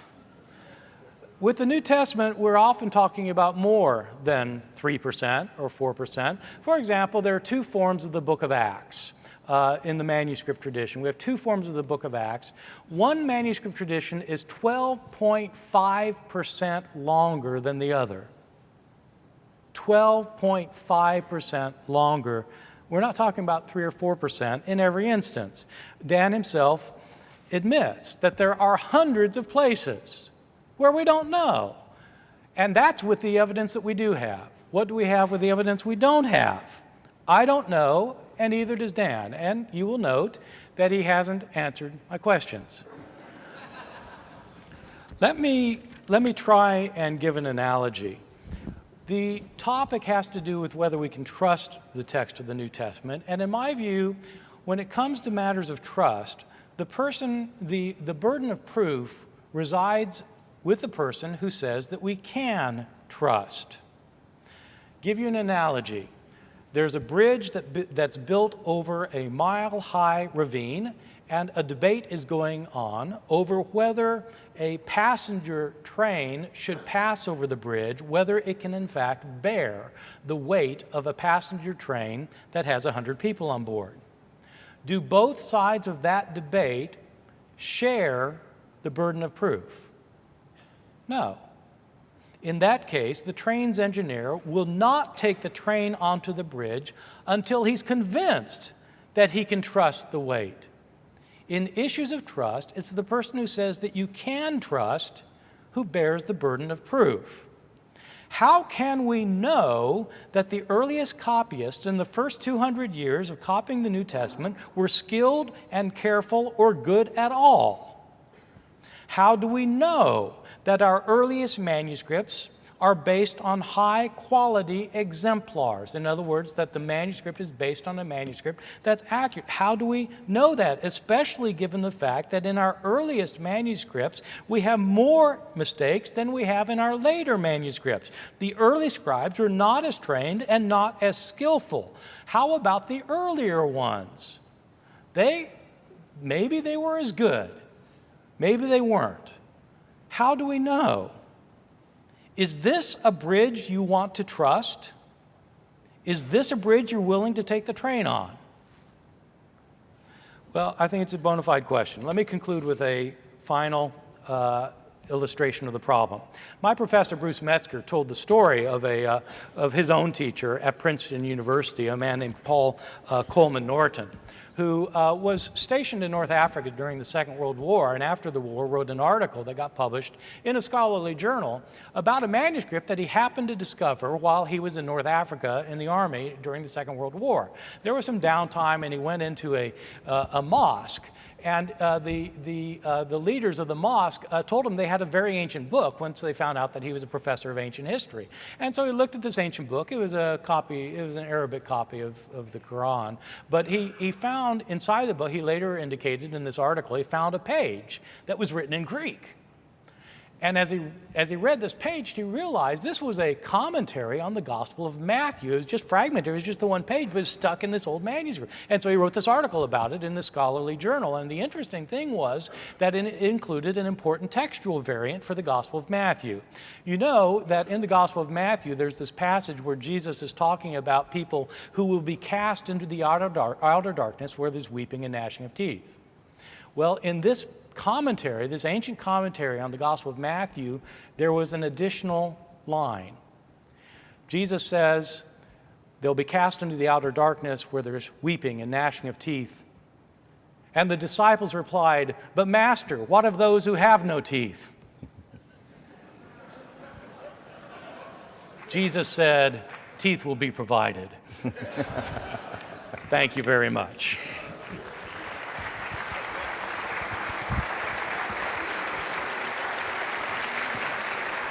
Thank you, Bart.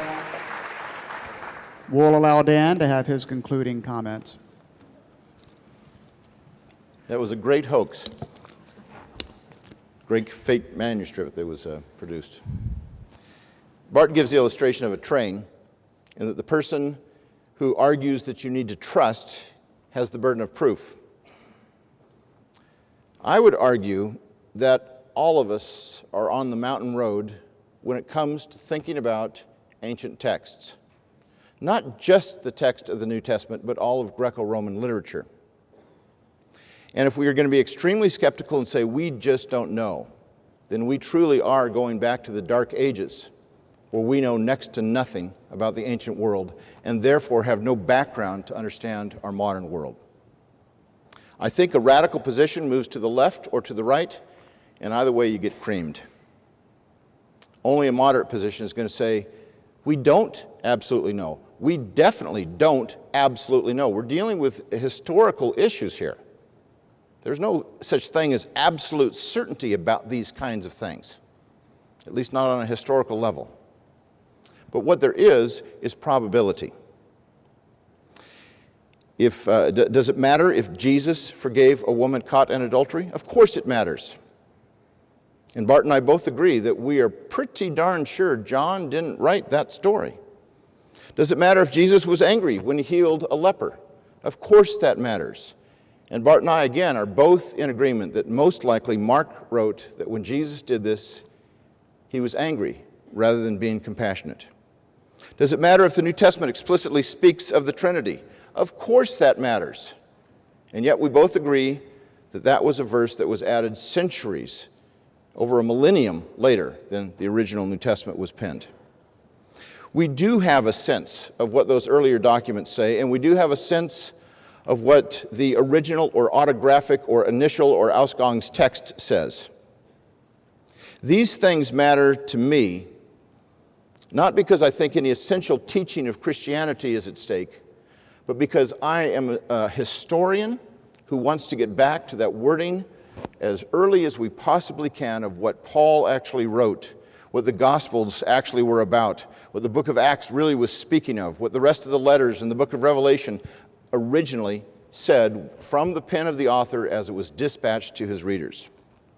This is why I founded the Center for the Study of New Testament Manuscripts, so that we could photograph these manuscripts and analyze them and help the rest of the world of scholars to think through what they're all about.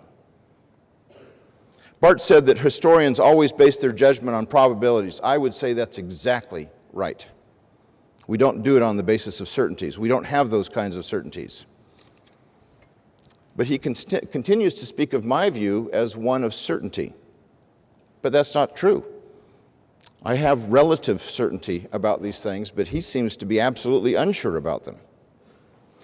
And yet, at the same time, in his book, Forged, not written 20 years ago, but written this year, he seems to presuppose that he knows what Paul's authentic letters, down to their vocabulary, was about.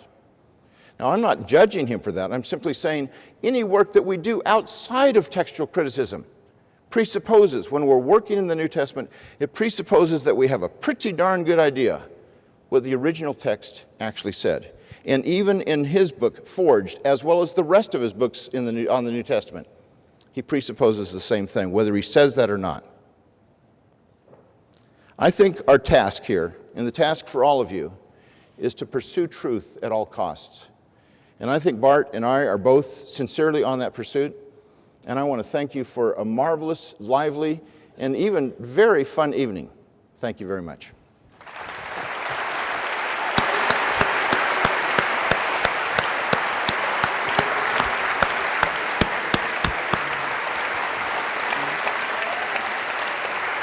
Thank you, Dan. Let's give both of them one more round of applause.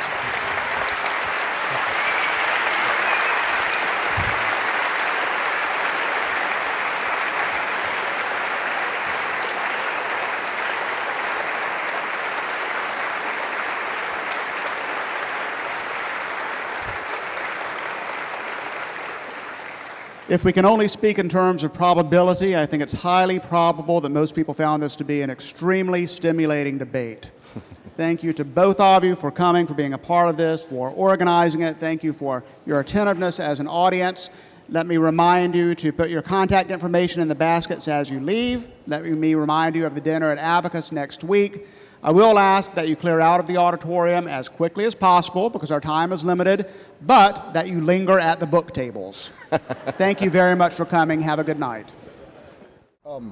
I think I would base the strength of winning and losing off of kind of like they did with high probability of manuscripts and low probability of manuscripts. I would base it on weak induction and strong induction in that regard. And I would say that the strongest conclusion that someone came to tonight was Dr. Wallace, and then I would say the person who had the strongest induction for those conclusions was Dr. Wallace, for sure. Well, I think that the entire debate definitely gave some insight into the New Testament and just how much we do know. I mean, how long all of these texts have been around, how many times it's been, recopied. Just, it's amazing to me that we still have so many texts with the original integrity of the manuscripts. And I mean, I really think it's amazing that we do have all the truth that we do from the manuscripts that we still are able to look at today. I really think Dr. Wallace won the debate just because of the ocean of evidence that he presented for the trustworthiness of the New Testament. I mean, the topic they were debating is, can we trust the text, right?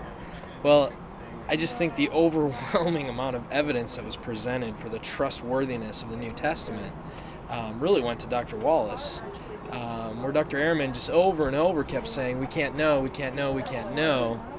And he was kind of like that beach ball floating on top of the ocean. You know, as the evidence was being more and more presented, the beach ball just kept getting higher and higher and higher. So I really think Dr. Wallace won, hands down. And you know, it's really interesting to see two scholars, great scholars, wonderful men, being able to talk about this in a professional way at a scholarly level. I really think it opens people's eyes to the deeper debate that's going on here about the trustworthiness of the text. So I think it was good that way. It's worthwhile to debate because people base their entire lives on the answer to this question. And people have millions of people have died over the centuries because of this document. That alone should tell us it's a very important document. Because we have so much evidence should tell us that it's more important than any document in antiquity, and we should ask the question why. Even if we can't construct it fully in its original autograph, we should still ask the question, why is there this ocean of evidence? I'm not saying anybody won. To me, Wallace gave somewhat more compelling backup for his position. I think it's the first debate I've ever seen where the person representing what you might say the conservative side was a relativist, but the liberal was the absolutist. Not really. I mean, I think what Wallace said was pretty compelling about the relative amount of manuscripts we have for extra-biblical literature in the Greco-Roman world. I'd like to know if Greco-Roman classical scholars have the same standard of proof that Ehrman has for the New Testament manuscripts. Are they going to set that same standard for Homer and Livy and Pliny and these other ancient historians? I suspect they don't, but I just don't know. Who, if anybody, won this debate? I think hands down Dan Wallace did. Why do you say that?